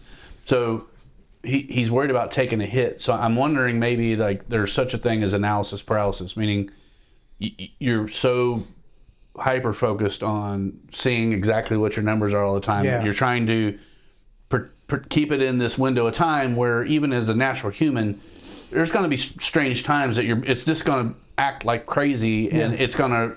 I think the important thing is it comes back to normal faster. I guess my question to you, Doc, would be, it seems counterintuitive to me that someone would be told to not exercise or not do strength training or not whatever because that your A1C number might get weird or something. It seems weird to me. So I'm not saying anything about you. But nobody told me that. There was no doctor that said that. Okay. Well, what I'm saying is that you will get faster improvement if you add some mild to modest cardio. What are you laughing? I'm sorry. Somebody's Your wife chimed in. You knew this was going to happen. She's cut off blocker. I don't She even said, need to she goes, Matt is not exercising. No, he's not. No, he didn't say he was. Yeah, I specifically said He's no. an attorney. He figured out a way. He didn't address it directly. He just kind of went right. I looked over at the new Way to go, Sarah. made me laugh. Yeah, I expect that from some of these attorneys I work with, but your wife, I mean, your own wife selling you. I know. Well, trust me, I got it. Yeah, you got one of those. Yeah, too. yeah. Anyway, Well, sorry, I didn't mean to interrupt. I just got to check. That was the main way that I lost weight, because in Thanksgiving of 2024, I weighed 205 pounds. Yeah. I weigh 165 pounds now, and I got that in about 8 months. But I was out there pumping the concrete every friggin' day. Yeah. And I feel so much better when I'm walking daily and just getting out, looking at the sun. Having the snow out there just made me nuts because all the sidewalks had like A lovely wife. 2 feet of that. Does my wife that's funny. Yeah. Like, where are you? Who's Was it her idea to make the Facebook Who's Live? watching the kids? Anyway? Who's watching the kids? Well, then somebody, Sanders, Pastor Carl, I guess. Carl Sanders. Yeah. Okay, yeah. So Matt doesn't even jog. Now it's going to be a roast. It's going to be a Matt roast now, apparently. Yeah. I was just trying to get to the bottom of it. So when you said what you said about, maybe I just misheard what you said. So you said something about, I'm going to take the hit to my A1C. Tell me what you meant by that. It's not. I might have put words in your mouth. I didn't mean to do that. Let me just say this. A1C measures over a 90-day period. And it's going to go up and it's going to go down during that period of time. So having the glucose monitor on there doesn't make much difference with your A1C unless you're keeping it up around 160, 170 all the time, and that's not right. So you're not going to knock your A1C up any by exercising. Right. My average is is about 132. Yeah. If you averaging it out. As compared to mine, which is about 100. Right. Yeah. Well, that's one day that's where I'm. That's the direction you're heading. And and so my thought, and like I said, no doctor told me this, but there's also a lot of what I'm doing that no doctors told me. Oh yeah. To do. Yeah. So, but all of my doctors have been very supportive. So I'm not knocking them, but at all. I was even thinking it was even research that you'd done or something. I wouldn't blame your doctor. So the logic is, I know that if I do like a HIIT workout, high intensity interval training, or an intense weight workout, my blood glucose is going to go up for a period of time. Mm-hmm. And so my logic is this: at least for those first, like Doc said, it's a 3-month period of time. So those first 3 months, I'm off my medication, right? And managing it solely with my nutrition. Yeah. I'm squeezing every last drop out of those 3 months to lower my A1C as humanly possible. Yeah. And it makes, and I understand that it doesn't make logical sense to a doctor. Yeah. But in my mind is, if I do something to increase my blood sugar for 30 minutes or an hour, that's an unnecessary 30 minutes to an hour of elevated blood sugar that I didn't need to have for my 3-month average. So I think you approach things like I do. Yeah. So you'll throw the perfect out for the good, or the good out for the perfect? No, so like when I first started going to Doc, he was warning me of one of my levels. I forgot. Yeah. And he was going through all the options, and I think it might have been statin or non-statin. Yeah. And I'm like, I'm just going to change my diet and I'll fix it. Yeah. And when I came back, I had lost weight and I had fixed it. So I did the same kind of thing. I'm just like, I'm not going to take a medication to save I'm just not. And so that's something I've had since childhood. So that's the way I'm saying you're approaching it like, if I can just do this and I'm trending in the right direction, you feel like you're managing it. You're heading in the right direction. And my goal, it's important to remember too, like I said, the weight loss is great. That was not the side effect focus. Yeah. My focus was managing my blood sugar. Mm-hmm. And along the way learning how to hope to reverse type 2 diabetes. So Yeah. And getting off those medications was the goal number one. So the last thing I wanted to do was to go back in 3 months having a worse number than what I went in with, right? 'Cause, Sure. now I'm back on that stuff. Well, That being yeah. said, yeah, I'm still, it's not like I'm fighting the urge to exercise. Sarah's right about that point. So let me. That's been the easiest part so far. I'm sorry, I feel like the attorney here, but so do you feel like by adding exercise, again, I would challenge myself to this. If you feel like you're adding your exercise is going to spike you up and trend you upward, because I guess what I'm thinking is you're going to spike up for a period of time, but then You'll come the back exercise low. will come back down, and it'll flatten it out even more. I don't think it'll be harmful now. Okay. I don't. Yeah. But so something when I was my insulin, my fasting insulin when I started this in August was like 48, unbelievably high. Way high. And so let's say back then I did eat that cookie we talked about. It would take my body 24 hours to recover from that. Wow. To get my blood sugar back down to like I hadn't eaten that cookie. Now I can eat a cookie and have a normal 2-hour insulin spike come back down, which is kind of like a healthy window. Right. Where my remaining issue is with my liver, and that's what I call it, like the final battleground or whatever. Yeah. And so that's where I think I'm not going to do. I didn't know what a HIIT workout was going to do in August. I didn't know if I did a HIIT workout, is it going to act like a cookie, and is it going to take me 24 hours to recover? Okay. I don't know. There's not a study out there on that. Okay. And I just, and like I said, it's not like I'm fighting the urge to go exercise. Well, I think you're doing it right. I'm not happy. Yeah. I think you're doing it right. To me, I find like if you can change incrementally one thing at a time and kind of adapt that into your lifestyle, and then take on another thing. Once you've kind of gotten into that pattern, I think that's because a lot of people like go all in, and then it's like I'm over it, and then they'll come off the wagon and like go completely the opposite direction. And my nutrition is is dialed in. I have, like I said, I don't have food cravings. I eat what I want when I want, and what I want is healthy food. And so if I'm going to eat, if by some random circumstance, and people always talk about cheat meal, should you have a cheat meal or not have a cheat meal? I definitely don't think you should have a cheat meal while you're having a craving for something. Yeah. I think that sends the wrong signal to your brain, and that's when people derail. Like if I'm going to have, I could count on one hand the number of times where I've just intentionally eaten like carbohydrates or something like. Well, I think you've Snack done chips. a really, really good job with your Well, thank diet you. on Yeah. that. And I would encourage you to continue doing that and add some. You don't have to do the high intensity stuff. You can get out and do a power walk for 1 mile, 2 miles, 3 miles. Because I was doing 5.6 miles a day. Yeah. For at least 6 days a week. And I mean, the dog was even getting skinnier. You wore the dog out. I was taking him with me. But now I don't have to do that much because I'm at right where I need to be.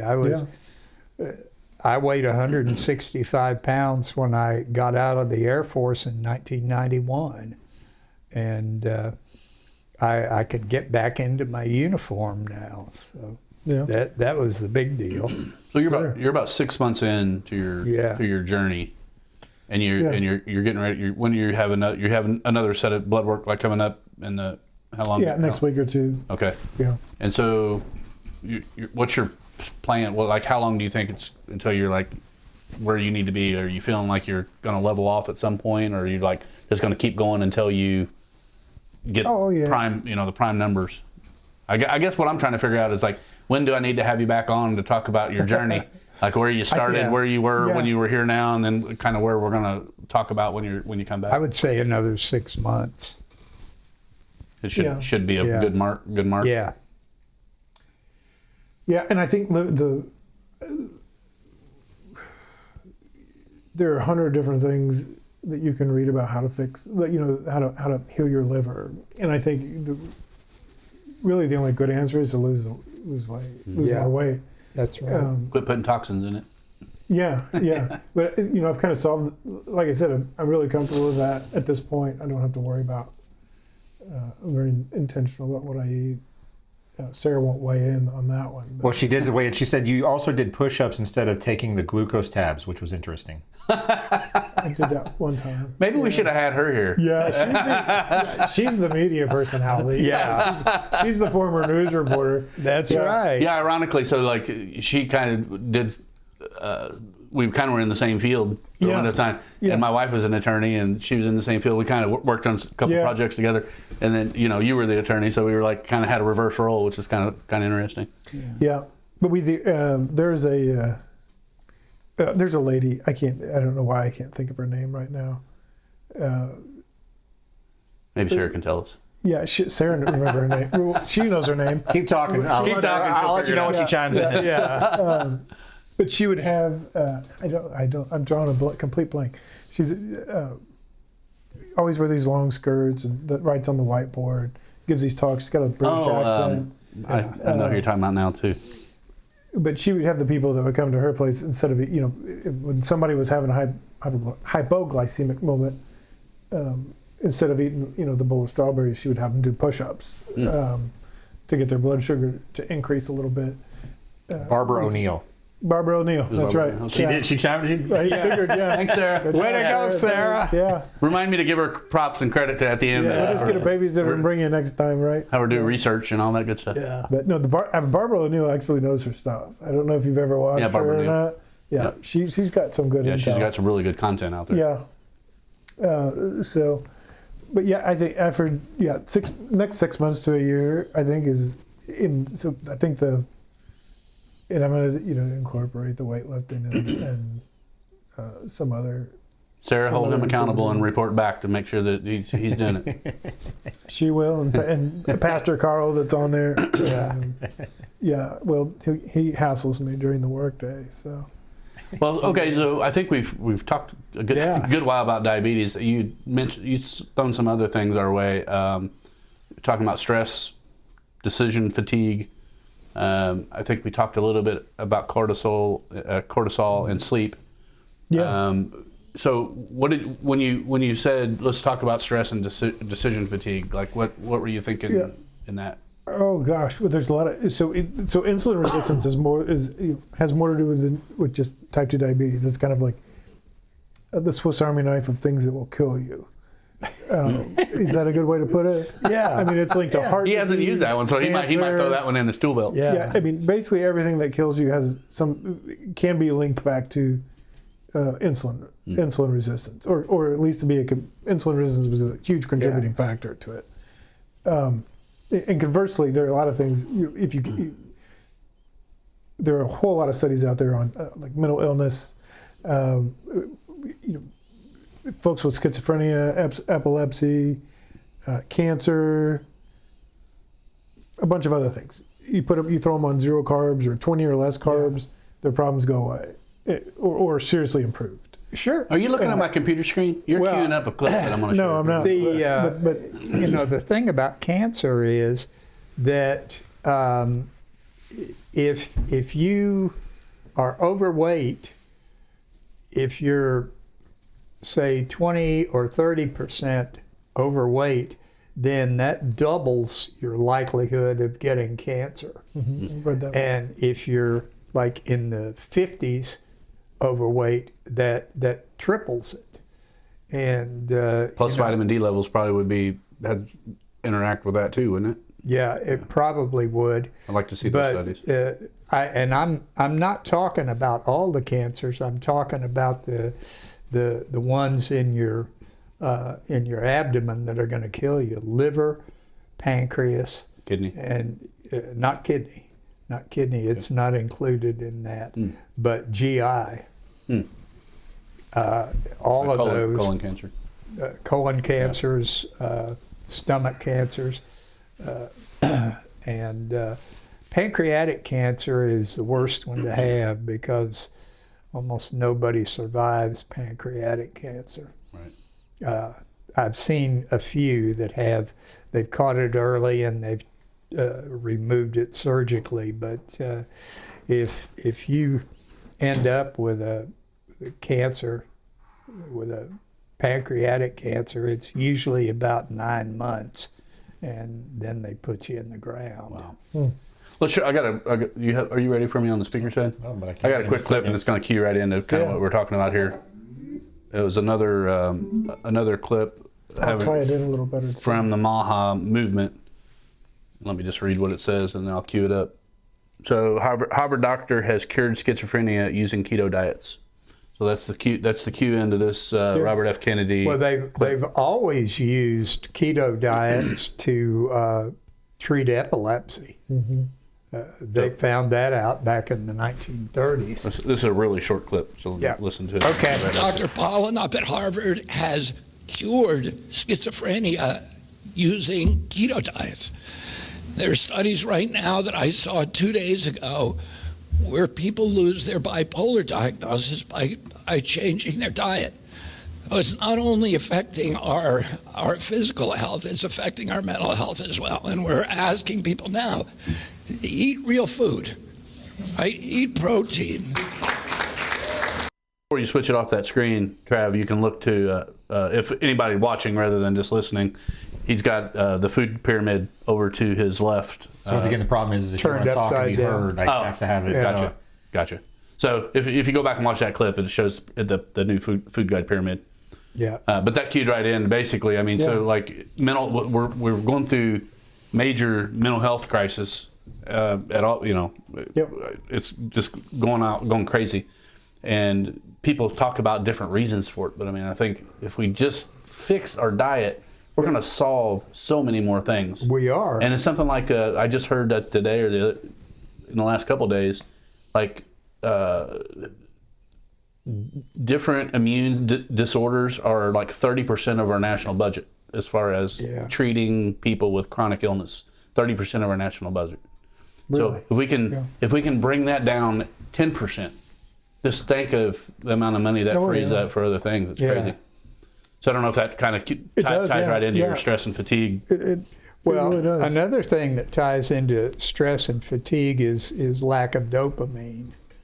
And dopamine is your go-getting hormone.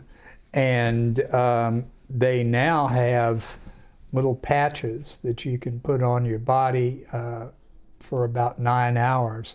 And it'll really speed you up. Now, I'm not wearing one right now. What's in the patch?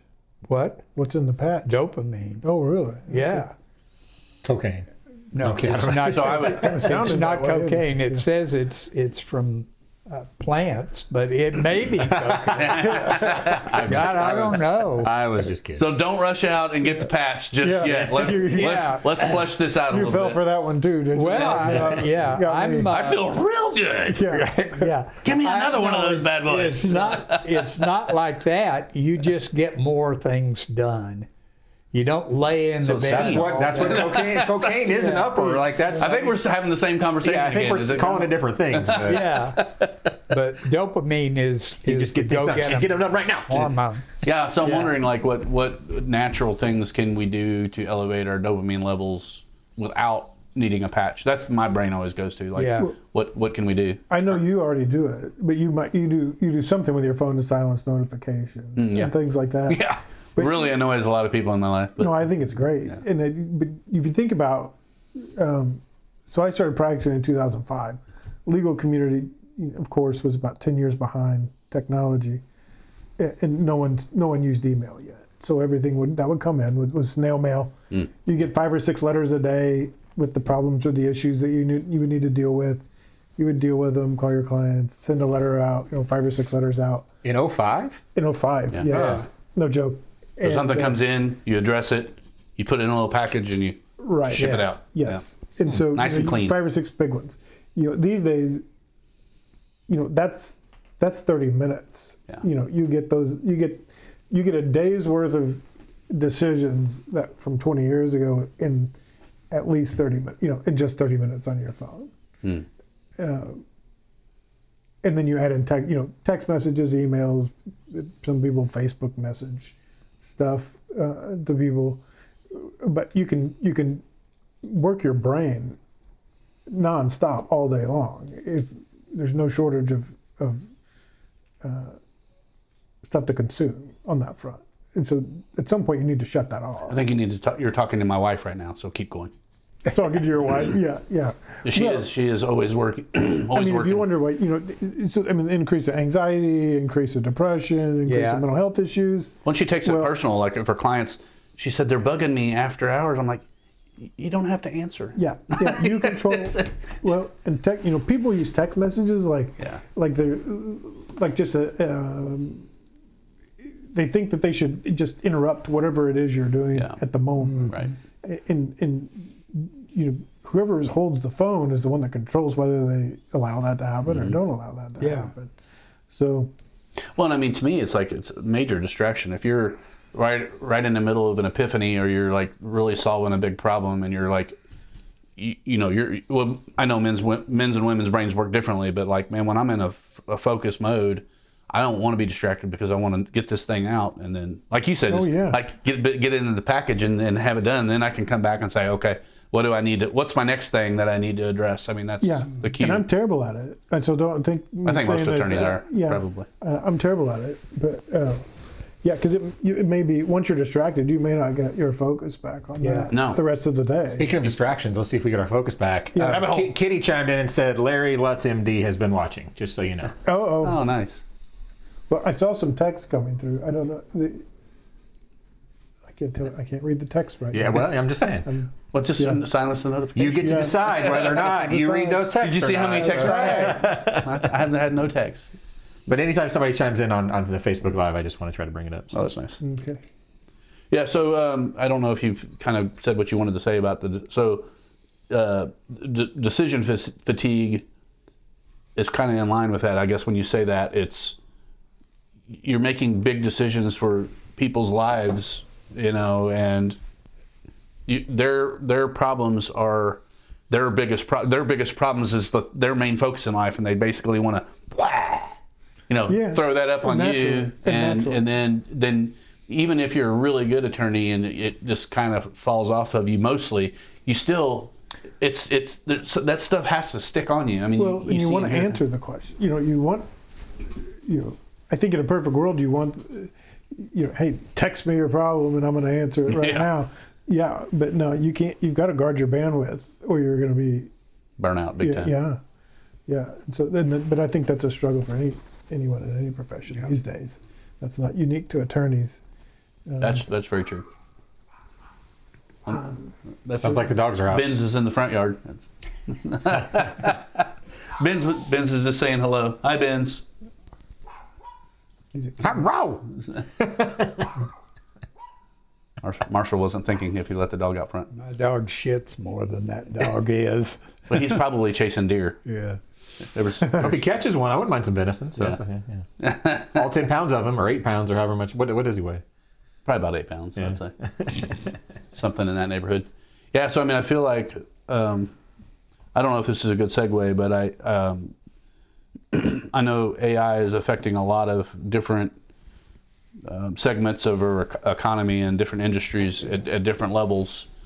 I know of several attorneys now on both sides that are using AI for different things. I can just crawl every law book ever. Like it can just find you so-and-so versus so-and-so. Well, an excellent research tool, and it used to be, I think it's getting better all the time, but if it spits something out at you, there's been attorneys that got in trouble in court because they used stuff that they found on ChatGPT. Yeah, so it's a good research tool, but you definitely have to check your facts. But I guess, how do you see maybe AI helping you with some of that, keeping the stress down? I'm assuming you probably have an email service that wants to help you answer questions, and I know that's got the attorneys are going to be like, nope, can't do that. That's whatever. Right. But at some level, from a organizational standpoint and a just keeping track. Say, I don't want to be bothered in this 3 hour. This pretend you're in court for 3 hours, 4 hours. right? And it just forced the AI to kind of compartmentalize all these different things and prioritize them and know which one to put in front of you when you want to put it. I feel like there might be some kind of a way that, can help you, like I said, just prioritize and organize. I don't know. I mean, I use Outlook. I don't know what you're using, but I mean, mine already tries to do that. Like email, will already try to prioritize it. I use Google, but I tell it not now. I don't let it. I'm not letting it help me do anything in regards to that. I don't. It is a good research tool to the extent you can trust it. Yeah. So the way I use it is it's a good. It's just a good starting point that you have. Then it'll get you past, I think, that first 2 to 3 hours where you're trying to narrow down an issue and get into the nuts and bolts of what. I feel like when it's trying to hunt down precedents or something, it would really be helpful in that regard. We don't have to have some low level somebody looking through law books or even, well, they're online now, but I mean, I would assume it would be quicker doing those kind of things. It is. I work with an AI tool, like that's part of my job. I created an AI system for my company, so I'm kind of on the wavelength of how it would. I would think it would work, but for an attorney, it may be completely different. Yeah, and I mean, I've not. I may be the wrong attorney to ask. I don't use it extensively. I use it, and I probably use it incorrectly. I use it to find a good starting point on things, and that's kind of the extent of it. That's kind of what I was thinking, is that if you get a list from the AI of precedents, then you can look those up and really get into them and say which one you're going to use. Yeah, and I think that's. I don't know that for me. I don't know for me if it'll ever go past that. But, I mean, I don't know if you've heard Elon Musk and a few other people did around. They had a sit down a couple of weeks ago. I can't remember what it was on, one of these tech things, but they were talking AI, and they put like a 5 to 10 year time frame on virtually every profession being obsolete and products and services being so inexpensive that they'll effectively be free for everyone. That sounds awfully one utopian. direction. Yeah, he the talks other about two direction different is Terminator directions. 2. Yes. Yeah. And he chuckles, kind of nervously chuckles when he talks about the Terminator version. Right.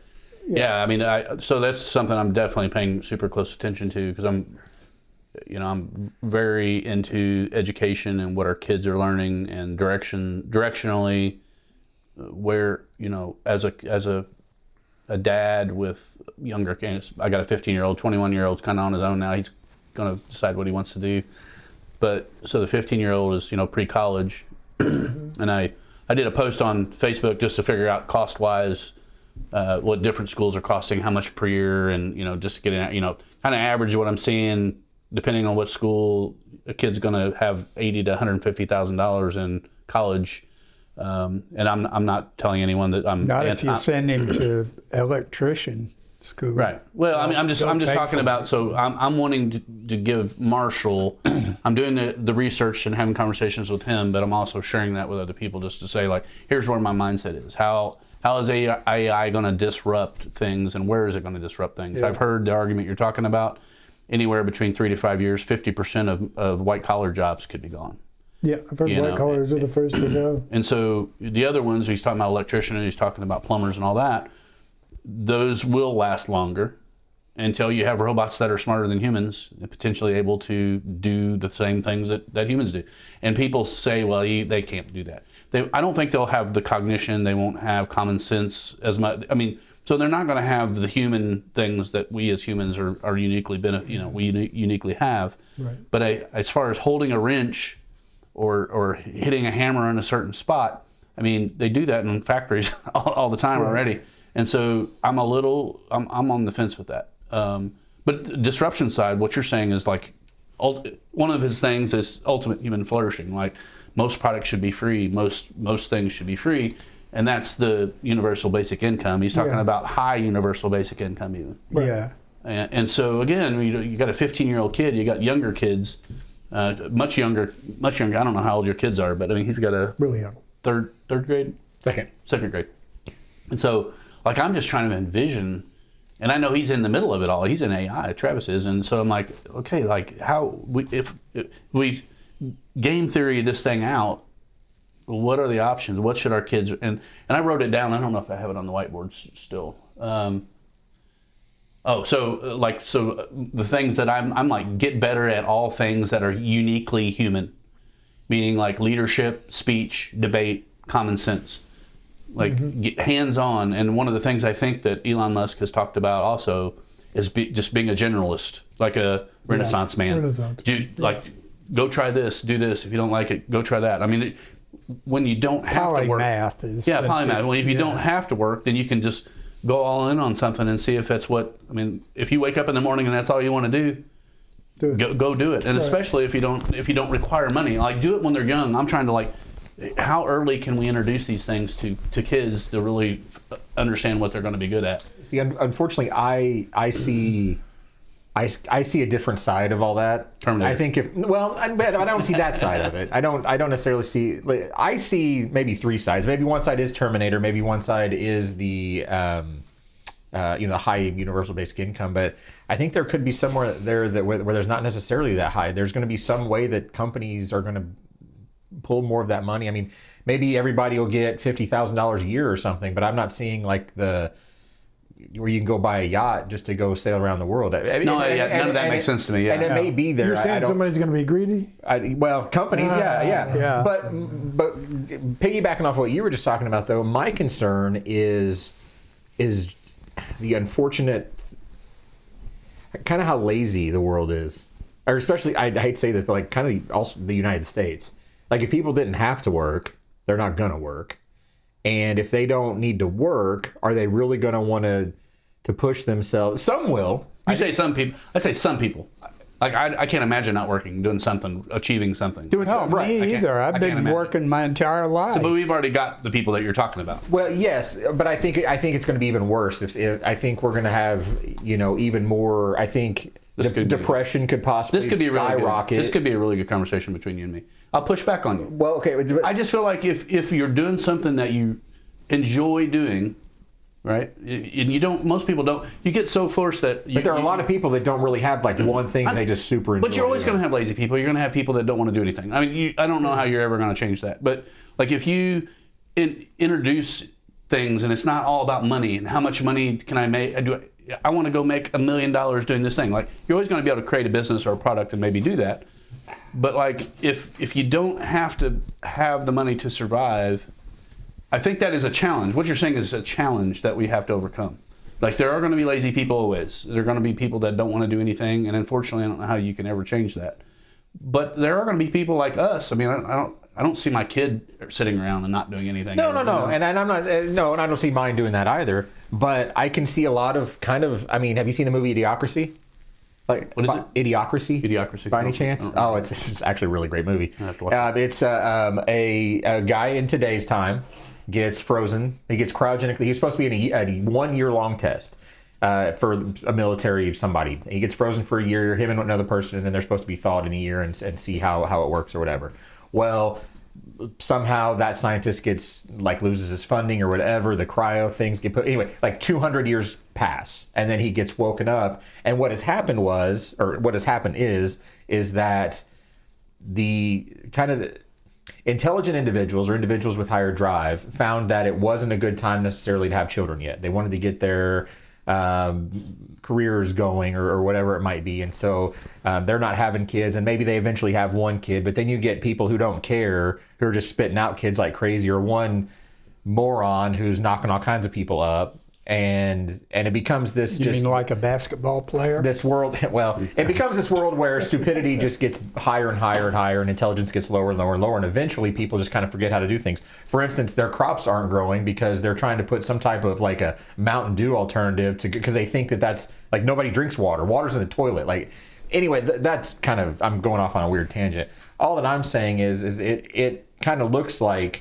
a lot of people don't necessarily have to work. I don't know where their income. They don't talk about UBI or anything like that in the movie, but they just sit and they're watching TV like virtual reality. It just becomes that they don't really physically go do anything. And I hope we don't get there. That's all I'm saying. I mean, I think a lot of people are already there. Myself, and I let the other guys jump in here. But I mean, so like for me, I'm thinking there are a lot of people talk about community service. A lot of people think that everyone should have to be in the military for 2 years, or, you know, like you should be somehow civically involved to get the universal basic income. Let's say if you want to have a certain level of benefits, then go be in the military for X amount of time, or go volunteer to clean up the streets. I mean, if I'm really glad that tax paid incentives, or well, not really incentives, but I mean, you know, some of the not welfare, but like they do require them to work and things as long as they're able-bodied. That's public a newer assistance stuff. Well, yeah, public assistance. There we go. Where it wasn't near as policed, I guess. Now they are required to, you know, I don't remember. I knew at one time what the statistics were, or what the values were, but I think it's 20 hours a week or something they have to work to be able to get other assistance, or I can't recall. I'll have to look it up and maybe put it with the post when we upload them. But I mean, thankfully that has become more of a thing where they do have to do that. So I could see that being. I think we should do a solo pod and get into that game theory deep. Before I turn it over to Matt, I'll just say, me and Dr. Roy have talked about, I'll let you throw the question in and say, me and Dr. Roy have talked about how medicine, it will be changing. Like, and I think we're at the very early stage of that. Even some of the research you're able to do now, you can plug your blood work into, you know, a medical team type of large language model, and it can pinpoint things much more rapidly and more consistently than human eyes can. What is your perspective of paying attention to AI and having young kids? Like, what do you have an opinion or a vision of kind of how you feel things will go or might go? I think we're all going to find out together. That's true. I don't think Elon Musk knows what's going to happen with this. I don't. Oh, it's all speculation. I don't know. He seems to be a little bit ahead of the curve on He's a sharp guy, but I don't. I mean, he's giving, you know, he's effectively said we're either going to have Thomas More's Utopia or Armageddon. Yeah. I mean, I think we're going to be in the middle, but. Well, and then he thinks we're going to be in the middle. I mean, that's what Musk is saying, right? It's either going to be this or this. And he's a sharp guy. I don't know. It doesn't sound like he knows. We're always on a balance. I mean, we're between chaos and you know that we're always trying to balance that forever. Yeah. I do worry about the purpose side of things. I mean, that is a big thing. I'm wonder spirituality might have to come back into play at some level, or some kind of regular practice that's a community practice. I don't know. What did you? So we got a few things. Renee said, "Good evening, Colonel Arnold." Oh, that's my ex. Jason says, "More AI creates more idle hands, which creates more negativity in the world, in my opinion." That's kind of where I'm coming from. Say that one more time. Yeah. More AI creates more idle hands, which creates more negative. Well, he put more negative in the world, in my opinion. And that's kind of where I'm getting at. I think it is people are going to become more idle whenever they've got the work happening for them, because they're no longer required to work because they're getting UBI that will take care of them anyway. And then Alex wants to know what's with those red glasses. Oh, okay. Alex said that? Who's she asking? Which Alex? Is Alex Ring? Okay, so both me and Dr. Roy wear orange glasses after the sun goes down. And the reason that is because LEDs and non-native light in our environment, including your television, your screens, everything that's in our faces, basically from sun up to sundown, historically our bodies are not built to have non-native light in our eyeballs. So a lot of the things that we've been talking about with Matt, from a health perspective, mitochondrial function. Your mitochondria, which are the building blocks of your body, only repair whenever your body is, what's the term? Once the sun goes down, naturally your body goes into the rhythm where your melanin starts producing. Your melanin production. It's your pineal gland needs to. Some people like to sun that. What? Oh wait, that's a different thing. Pineal gland, which is at the base of your brain, is where all that comes from, where the melanin comes from, and it can be shut down completely if you're getting a lot of blue light in here. I wear these when we're doing this, and I wear them when I'm in meetings that have like fluorescent lights. And nobody has said anything to me about them, but I can give them a long recitation of what it'll do to them. Yeah, so for long story short, to me, it definitely has helped my sleep cycle, as I kind of hit on with Matt earlier. Yeah. I put these on if I can be outside in the dark, I won't put them on, but if I'm in crazy light like we are now in a weird time, I wear it. And if I don't, my eyes are so sensitive now to this point where I have to squint. My eyes just can't handle it. So they've become super sensitive, which is, I'll warn you on that. But I've also got some, like if I'm inside in kind of the middle of the day, late afternoon, there's some yellow ones. So these just block certain wavelengths of light. So if naturally the sun has basically all wavelengths of light. And then when the sun goes down, you shouldn't be getting those wavelengths of light. So that's why we wear these.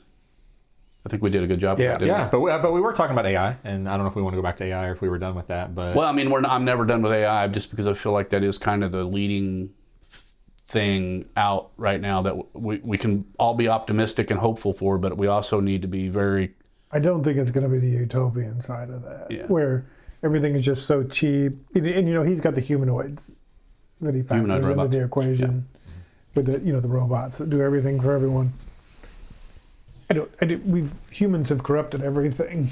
Well, so that's and I don't expect that to change, even with a humanoid in the picture. So. Well, Unite the Divided is anti-tyranny. That's the focus of the program, is anti-tyranny, and absolute power corrupts absolutely. Yeah. So I'm right there with you. I mean, I'm hopeful that it goes the utopian route. I think it might get there and stay there for a minute. So this is where I think the conversations are super important. Like, if we can all agree, how could it get to utopia? What does that look like?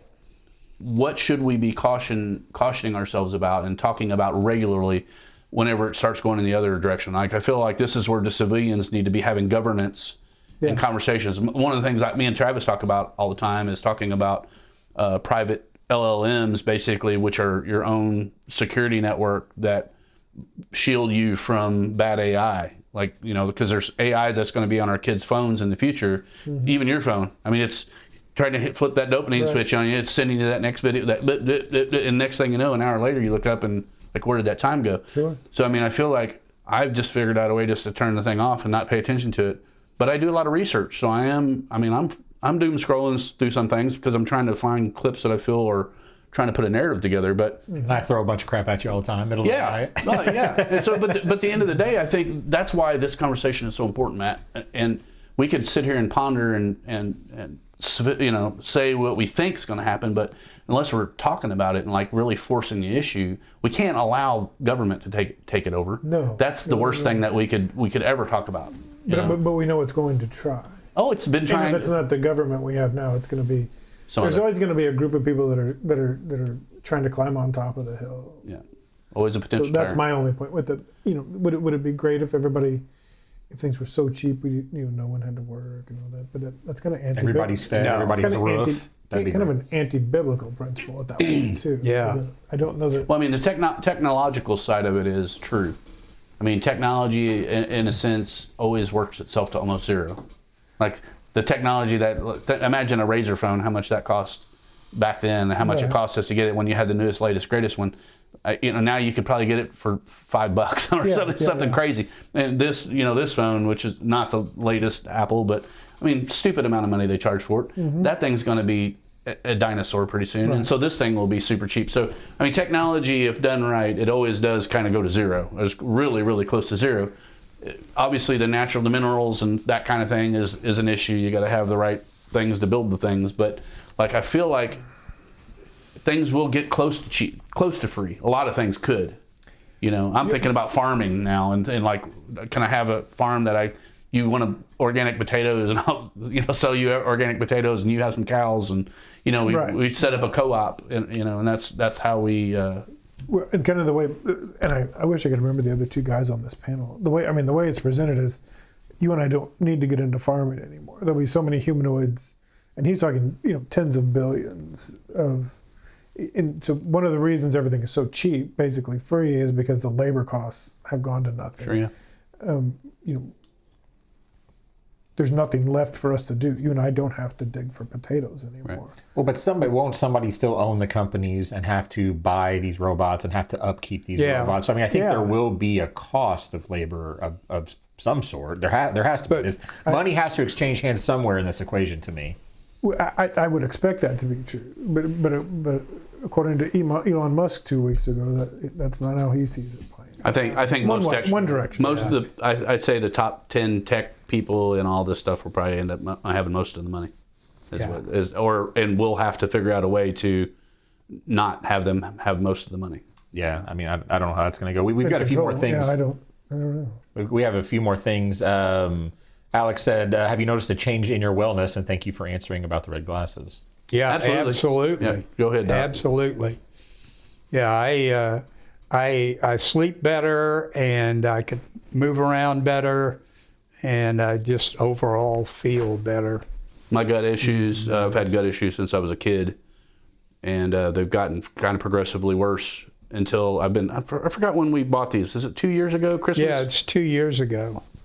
So I bought them for myself for Christmas. I'm on my second pair. Yeah, well, I've got so many pair around. My wife makes fun of me. I'm surprised she's not online dogging me about how many glasses I have around. She doesn't want to listen to you online. She has to listen to you in person. Yeah, that's She might want to listen to you or Matt or Dr. Roy.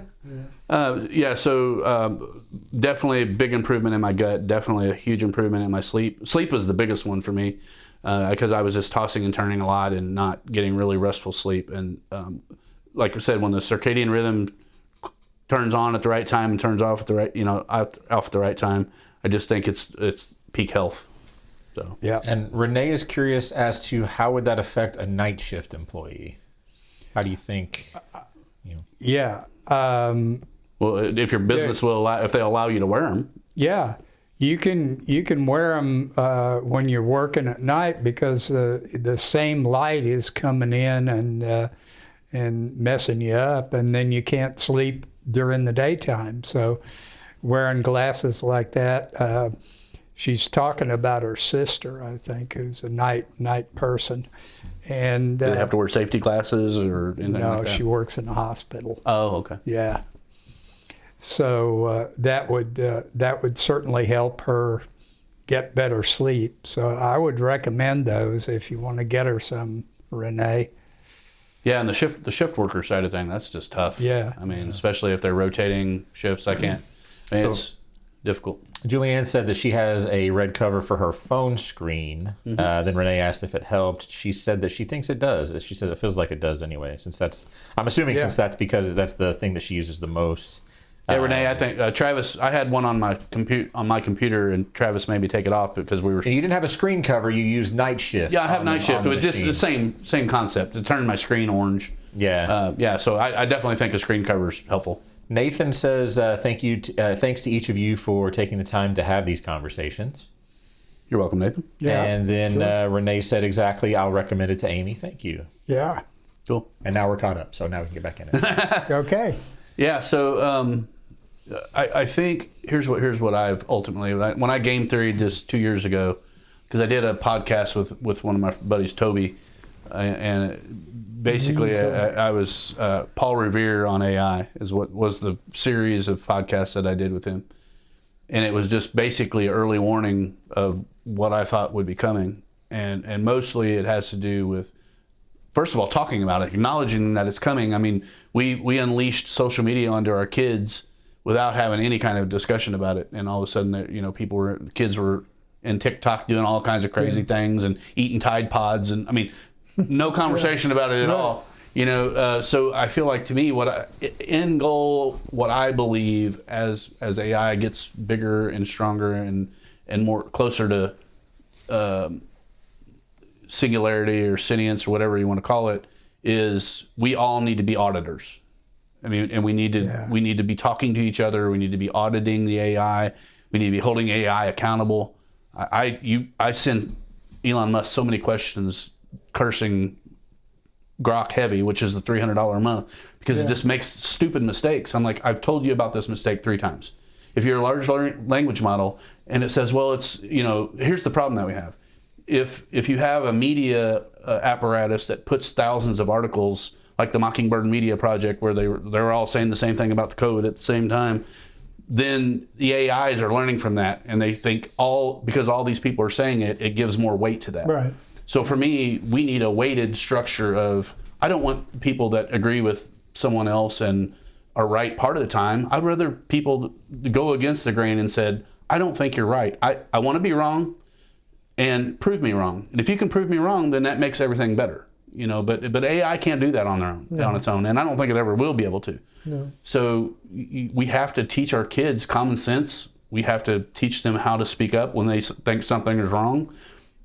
We need to be able to have them stand up to authority, which is something me and Dr. Roy have talked about for a long time.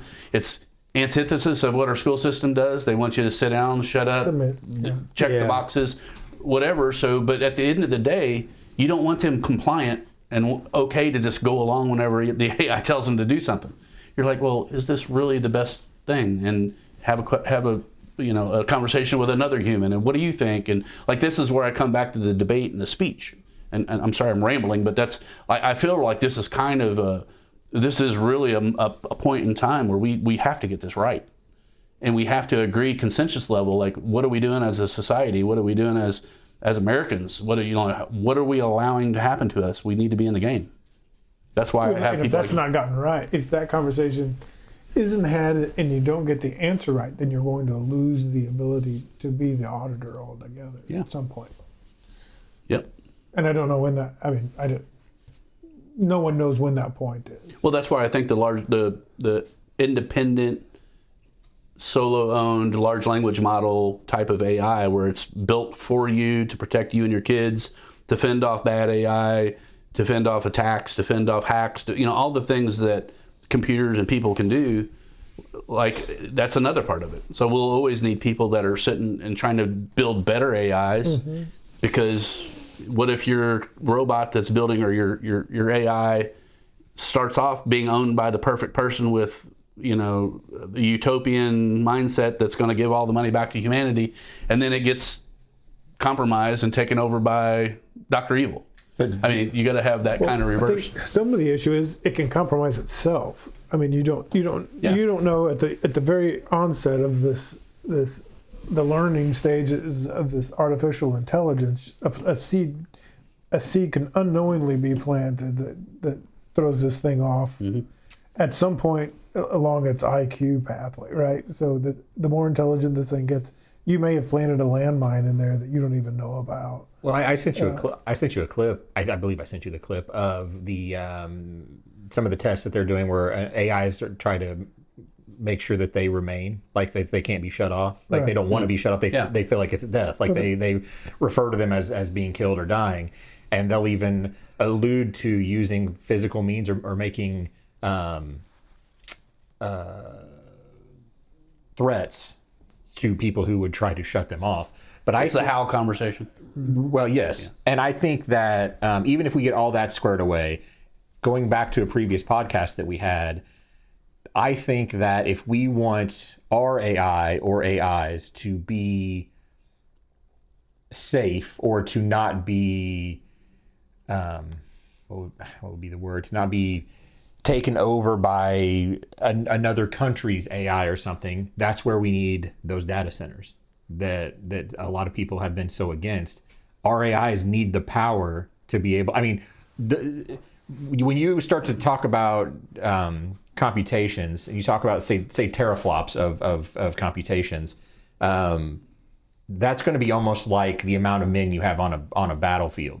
Like, the more power that your systems can have, I understand that, the more they're going to be able to protect themselves or overtake less powerful. So I guess my ultimate goal is a larger node like we have helping us run Bitcoin, and it being our own data center, which we can control and wall off, and like, so you got a data center that's out there that's feeding you through the internet, and then you have your own where you have to allow certain things as filters basically to you and your family. Well, yes, I mean, you could have some type of fail-safe, smaller version of an AI that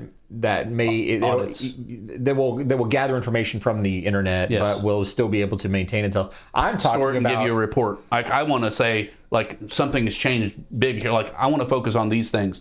If you as an AI see something change, I want you to notify me, and we need to work through that. Yeah, that's kind of the audio. Yeah, you'll need more power than what we have here. Yeah, But all I'm talking about is like the overall. Say that there's one main brain, and that one main brain could get cancer from a Chinese brain, like what, like AI, like where I'm talking about the large data centers that we're talking that a lot of people are against, a lot of people are scared of, and I think it's just from lack of knowledge of what they do or can or cannot do.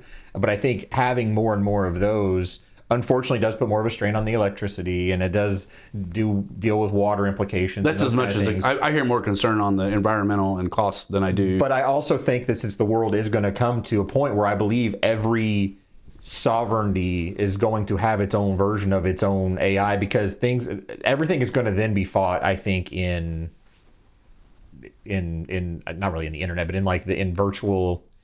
Not even virtual, but I think there's going to be more things, since everything's going to be connected, everything's going to be controlled online. There's very few things that are walled off from the internet. That's game theory. I mean, you're playing out you're going to want, like, the U.S. is going to have their own main, I think, brain, let's say, or whether it be a wartime AI or whatever it might be. It's not the Department of Defense anymore. What is it? Like the Department of War. The power grid or something like that? Is that what you're talking about? No. I mean, just so that you no longer, so Grok, let's say, so that Grok can remain safe, he is going to make sure that it's got as much power as it can possibly have to not be taken over by something more powerful, I guess is what I'm saying.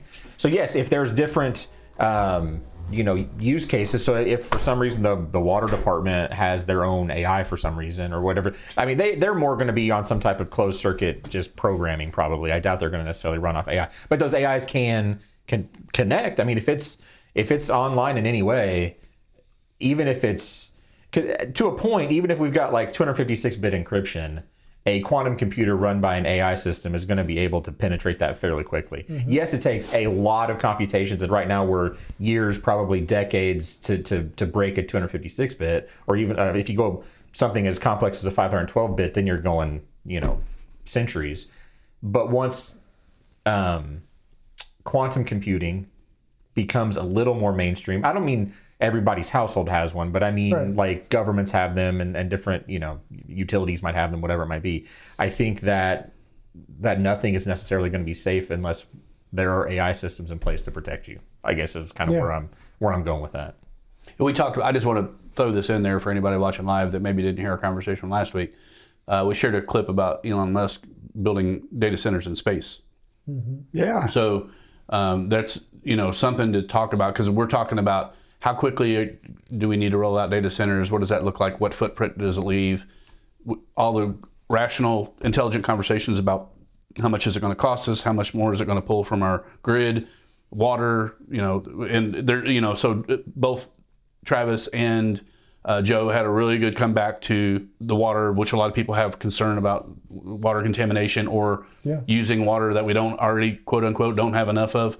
And all those are logical, rational debates, and we need to have those. And just because they believe they have the answer and they might have the right answer, there's still people out there with the same questions. So we need to keep hashing and having those conversations.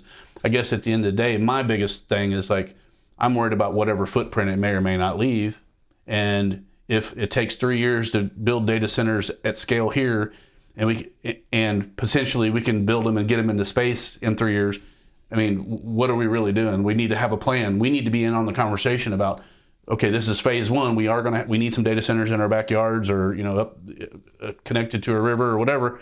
But the plan is we're going to have them in space, so we're not going to need to do that anymore. And then, that's kind of where I'm at. That's kind of an important conversation. So much space debris already. Renee just said, I don't know if I said something about unknowingly, but she said, is it really unknowingly? It seems like some AI, for example, Grok on Twitter, is being very deliberately misinformed and is repeating misinformation. I don't know how true that is, but do you have anything to say about that? Are you asking me? Yeah, about Grok, because you use Grok substantially more than I do, because I use my own company. I always worry about large language models being corrupt.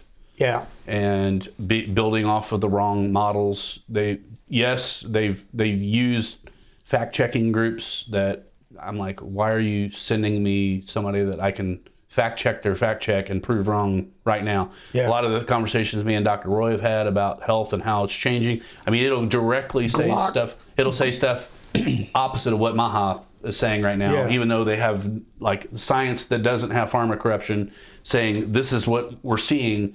Grok is fighting back about that. So that's the type of stuff. I wouldn't trust it. No, I don't. I don't trust it. What's the other one? CPT what? ChatGPT. Chat. And Yeah, then there's that one. Gemini. That one Google's is Gemini. worthless. That one is worthless. Because when I was trying to figure out what was going on with a patient, it totally skipped out the fact that it might be a tumor. Well, so here, let me And, So you're right. I think certain like ChatGPT, I've heard is better at certain things. I think so. Not to. I'm a Grok guy because I trust Elon Grok, more than I trust. Grok got it right. GPT's that was up at the top when I used Grok, but the patient used that, and it didn't have the possibility of a tumor in it. Well, we haven't talked about this on a live, so here's kind of my vision of what I believe how we should all be using AI. First of all, you should have AI asking you questions, not you asking questions to AI. That's, to me, I think if you can reverse that role and say, here's what I believe about something, and have Grok ask you questions to see why you've made those decisions. Grok has done that. No, I'm saying you have to make that decision to use that's Grok in that way. I've asked Grok. I've given him a situation, and he'll come back with 2 or 3 questions. Yeah. So here's what I do. I have carb-heavy, which is a high-end platform, which I'm assuming most people will have access before too long because the highest end Grok is going to go up, and then everybody's going to have. So I have projects that multiple. I've got probably 30 to 35 different projects right now that have 35 different think tanks built into them. And a think tank for me is I put in the instructions in each project saying I want the strongest team of doctors in this area having a debate. They're basically working as agents against each other and pushing back on different things and different topics. So I use only the doctors that I've trusted over time that didn't lie to me over COVID. Let's say if we're talking about the next thing that's released and they try to throw in somebody that's still saying things that are, I believe, to be vehemently wrong. Now, if somebody else is building their own AI agent team and they believe that person is right, then they should be able to come back, use their team, and defend the arguments that I'm trying to make. Sure. And if they can't do that, then they've lost. So, I really believe AI is what you make it. It can help you dramatically right now in things, but you can't rely on it. So I guess the most important thing to me is create the right prompt. Only trust the people that you can verify have not lied to you over time, and pray and hope for the best. I don't know. And Matt even said that there could be a bad seed planted that may not rear its head for a long time, and an AI think that it's the correct thing and it not be. So I mean, all those things are possible. Well, ultimately, I would hope. Like my goal is man, if I could have those 20 doctors that I really trust and they agree to be integrated into this platform at some level, so they have their own book of work. Say they've written 10 books and done all these papers. Say it's Peter McCullough, he's the most white paper writing doctor of all time. Mm-hmm. If something comes into his Grok or his AI and says, somebody said that you said this about this particular thing, and it notifies him that there's something out there that he hasn't physically said, then he can course correct. He can say, this AI just said that I said this about this. I don't believe that. And then you need to have that robust conversation about what that thing is. Then if it needs to come to your sphere of truth, whatever your level of truth is, he can either add it to it or discard it and say, no, that's not right. And if somebody wants to come back, I mean, that's the auditing to me. That's kind of what that is. It's a game in a way, and I'm so intrigued to learn more and play the game that I feel like a lot of people could do that. Like if you just want to raise your intelligence and you want to be smarter and you want to be happier. I mean, if some people don't want to do that. Some people want to go outside and play and climb trees and stuff. I mean, whatever. But to me, this is like science, and it's hugely intriguing. Sorry, I'm ranting. It's interesting. It's coming whether you like it or not. Yeah. Well, I mean, I'm doing it for my 15-year-old and my 21-year-old and your kids and his kids. And I want to cause him friction and make him question what he's thinking. And I want him to make me question what I'm thinking. And I mean, that's the only way that we get better is challenging each other. The truth, yeah. So I don't know. We've covered a lot of things. I don't know if you had a time that you had to return home or not. Sometimes we go a little over, and Travis's daughter gets mad, so That's all right. are we in a good window? What was So over? far, so good. We can wrap up. I'm looking at the whiteboard to see if there's anything that anything else you just wanted to hit on. Jason has said hopefully they're not using Facebook fact checkers. Yeah. Yeah, don't believe any of those guys or gals or whoever they are. Matt, we could probably have a full podcast just talking about our what's going on in politics, local to national, what goes on, the different I things. see a name up there on the whiteboard, and did you see her take on the video that was posted on Trump's? Oh yeah, the Michelle and Barack thing. Yeah. Yeah. So I mean, we got local politicians that are, basically chiming in on the stuff going on in Minneapolis. They're chiming in with the anti-ICE stuff, and it's just really super annoying. And Evansville is not like Minneapolis. We're not the same. And basically, it feels like they're just inciting people to be angry and afraid, so they vote for the party that they're not a part of. And the United Or what fraudulent money that was discovered? Well, we're not even talking about the billions of dollars of fraud that are going on. Right. That's why. That's what I'm telling you. That's the Well, I mean, that's our opinion as to why it is, and I would strongly agree with you. And I would love for any of these politicians that are saying this to sit down and tell me how I'm wrong. Yeah. That won't happen. Well, I know, but so that just I would love for it to happen too. But that's the reason why Yeah. started this podcast was just the hypocrisy. I don't care what side of the aisle. There's a lot of right-leaning hypocrites. I hear and see things all the time, and I'm like, dude, no. And so that's why I don't identify as either party. It's like, I want to talk about the topic. Give me any topic you want to talk about. It doesn't matter what does it matter what party you're in. Do you think crime is good? Do you think people stealing money is good? Do you? If you do, we're probably not going to have a conversation. And I have no interest if you're outside of the law or rational thought. But I think those conversations break down because they're going to say crime is bad, stealing money is bad, enforcing law is bad. I think they're just doing it and saying it to get elected. That's all. It is. They're That's pandering. exactly what they're doing. But no, I don't. Those conversations are terrible because one person is expecting something to make sense and the other one just doesn't care. Yeah. But I do think you can't if you give up on having the conversations, the alternative is horrible. Now the alternative is violence. Well, so part of what the local effort that we're making here, and I don't know how much you've listened to kind of what we're talking about with Joe and Chris and whoever else wants to talk about it, is just talking about topics. And if someone wants to get elected to lead the city or to get elected in any position that we can get our fingers on, why aren't they able to have a long-form conversation and be held accountable to what they're saying in their topics? Like, at bare minimum, you should be able to sit down and defend your position.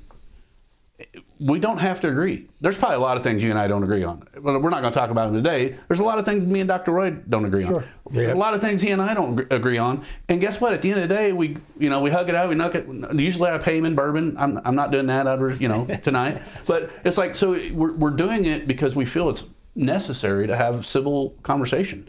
Yeah. And like it just, when local politicians and who are trying to get elected at local to state level are pandering to violence and lawlessness, I have no tolerance for it. I just can't. I can't. Yeah. And that's a weakness of mine. Yeah, I don't either. I don't. So that's the only illogical thing that they've pandered to over the years, though, unfortunately. Yeah. So I mean, I'm hoping that we teach our kids. Again, I feel like our schools should be teaching leadership, speech and debate, common sense. Well, like we should be debating everything. That's what they should. The kids should be debating every day, in my opinion. Yeah. And talking about AI, they're going to solve the AI problems before we do. I think. Yeah. I mean, and so like, I don't understand. I mean, I do understand it. But Sarah said gummies are being given. I don't know what she means by that. But oh, is that bedtime? Do you give your kids gummies or something? Oh, okay. Sometimes when they're a little rowdy. I guess when he asked if you had to go or something, I guess that's why she chimed in. Oh, is that a cue? Yeah, I don't know. Must be a cue to head home. Maybe that was for her not. You wanted him to be silenced a little bit or something. I don't know. Don't throw the party. Don't bring the party. Yeah. It's like, what kind of gum? Are we having brownies? Like, what kind of gummies are we having? Like, what's going on? Yeah. I've really enjoyed this conversation. It's been a fun night. Yeah, It's been a blast. I feel like anytime. I like it with being on Facebook, live. Yeah, I think once we cross that hurdle, it's good to get those questions back in. Jason said they can't have a conversation because their position changes like the seasons. Yeah. Well, that's very true, and that's why we need to have more local conversations to hold them accountable to that. So if enough people chime in, have your own podcast, have your own post, and I try never to personally attack anybody. I'm not going to say I've heard the people that I'm talking about. All of them are very nice people, and I'm sure of it.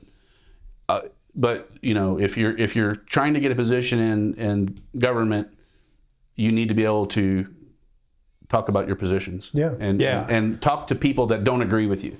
Well, which is going back to my whatever. I'm not even going to talk about it anymore. Pretty elementary that you should be able to know why your positions are your positions, don't you think?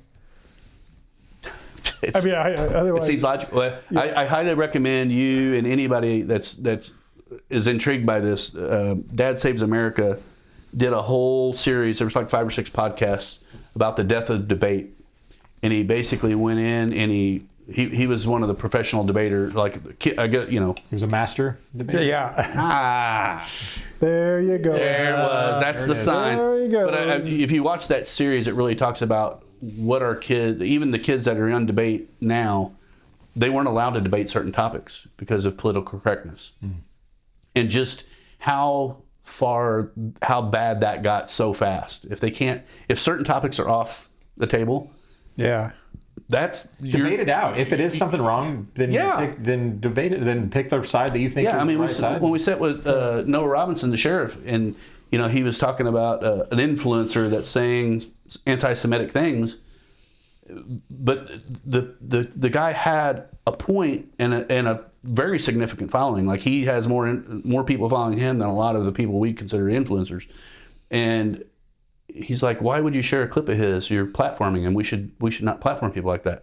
I'm like, we need to hear what millions of people think, because if you don't address that, you create a tension and a snapback that you can't. It's much worse than just dealing with the uncomfortable conversation.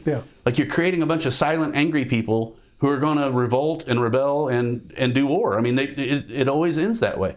So just not having the conversation is never going to be the answer. So I'm going to switch gears on you real quick. Kimberly says, I don't think this kind of came out of left field because we haven't talked about vaccinating for a while earlier today, but says, so thankful I didn't vax my kids. I'm assuming she means the COVID. Yeah. Well, some people, she means some of the others. Yeah, so she's been. Yeah. Yeah, so I mean, the lucky for us here in this room, we've received much fewer vaccinations than younger kids. Yeah. And then there were folks our age, that didn't have their children completely vaccinated as well, too, though. Yeah. I know several of those. Sarah chimed in. She said to Dr. Arnold, "Are the melatonin gummies okay for children?" I know they make children melatonin gummies, but I'll let you chime in, and then I'll say my 2 cents with what we've learned with my daughter. It depends on what the dose in there is. I would not give a child much more than 2 to 5 milligrams. And just so I'm a hyper nerd on these things, I would just be very cautious of whatever is in the gummy, the actual material that holds the gummy together, like the binding, because there is some chemical stuff in there that I've been put off enough where I'm like, well, I'm not going to do that anymore. That's just me, but I would just do your diligence and really track into that. Yeah, doing a little research for us. My wife, she looks for homeopathic type things to give her, like I can't remember what's in it, but she's got like a liquid that Grace drinks sometimes. It's all natural, and there's no melatonin or anything like that in it. Which Whiskey. I know. A little bit of a NyQuil. No, but the reason why is because my daughter was having kind of like night terrors, and then when we looked it up a little more, melatonin actually can cause nightmares for children, and mostly children. I think it has to do with the developmental stages of their brains and things, but that's one thing. And Sarah also just said, is it okay nightly or just on occasion? Occasion. Yeah, I would say probably occasionally. Yeah. Whiskey the other nights, like you're talking about. Yeah. That's what our parents got whenever that's what Matt was saying there. It was a cure-all. Yeah. I think before I'm going to say my thanks to you guys and to everybody watching. As we do that, I want to do one last clip as we're going out. So I'm not going to come back after the clip. So if you don't want to not listen, don't listen. So I created a song format. I've been trying to do this every week with visitors and guests, just to show people kind of the disruption that's going on with the AI and how it's advancing. And Matt gave me a band that he liked and a song that he liked, and I just basically threw in the topics that we were going to talk about, and I had Grok stylize the. So I've got an AI generating music app, and I can put a style prompt in, I can put lyrics in, and it basically just creates the music. And so this particular the one I chose, it took me probably a total of. I spent a little more time because I asked Grok a little. I wanted the songs to get better, and this one took me less than 5 minutes to write and produce. And I didn't produce it. All I did was put in a prompt, and it spit out this song. Spit out 2 songs, and this is the one we choose. But the one, thank you, chose it. Yeah, and I like this one better than just because of the words. I'm a brass guy. Thanks to everyone for chiming in and joining the live stream. Travis, thanks for making the magic happen there, Matt. Appreciate the sit down, man. You're welcome here anytime. If you ever have anything you want to talk about, just please bring it to me. Dr. Roy, always good seeing you, my friend. Anytime. Some of the posts that I'm doing now, we've created a Patreon page. So if you're interested in helping with programming, I'm actually trying to secure a new rental space. We need all new equipment for that because I'm going to keep the studio here for like a 1 night a week thing, and then the new podcast studio will be open. I don't want to say to the public, but I want more people stepping into the role that I've taken, just in having conversations with people, and because I don't want to do it all. This isn't about me. This is about uniting people. This is about having conversations that need to be had. Some conversations I don't want to be in. Some conversations I don't have any interest in being in. And so, we need people with different interest levels coming in and agreeing to do it. So if you want to help us out, you can just reach out to me directly. And we're not going to talk about ivermectin, but if there's a bunch of sick stuff going around, I've given ivermectin to both of my kids in the last couple weeks, and they went from highly symptomatic to barely symptoms within a day and a half. Like major stuff going on, head and chest, and it just knocks it out. And I just reordered some, so I'll have 300. Yeah, so if you buy those from Dr. Roy pays for them. Once he recovers his cost, he donates the rest of that to buying equipment. So interest in ivermectin, reach out to me or Dr. Roy. I'll get you in touch with Dr. Roy. And other than that, sending love to you all. Give this song a listen. I really think it's kind of cool.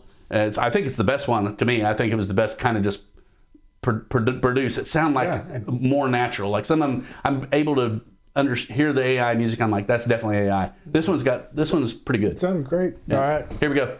Thanks, y'all. Send me yellow. Yeah. Have a good night.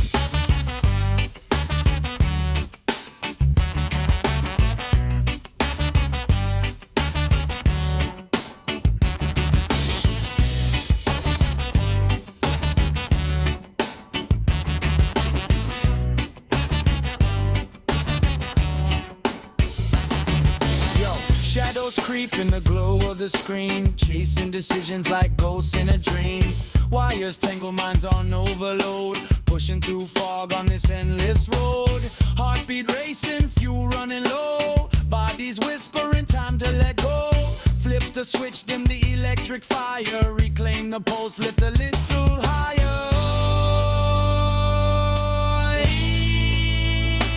Feel the glow within, rising up from the deep. Sink the flow, let the rhythm keep. Break the chain, find the light in the night. Balance the spin, everything's alright. Glow within.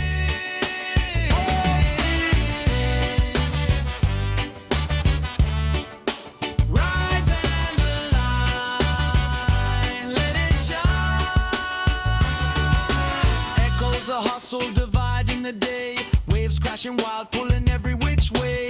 Hidden sparks fade under artificial blaze, but roots run deep, cut through the haze. Breathe in the calm, chase the dawn's embrace. Mend the divide, find your sacred space. No more fatigue in the endless grind. Unite the spark, leave the chaos behind. Flip the script now. Layers peel back, reveal the core. Harmony call.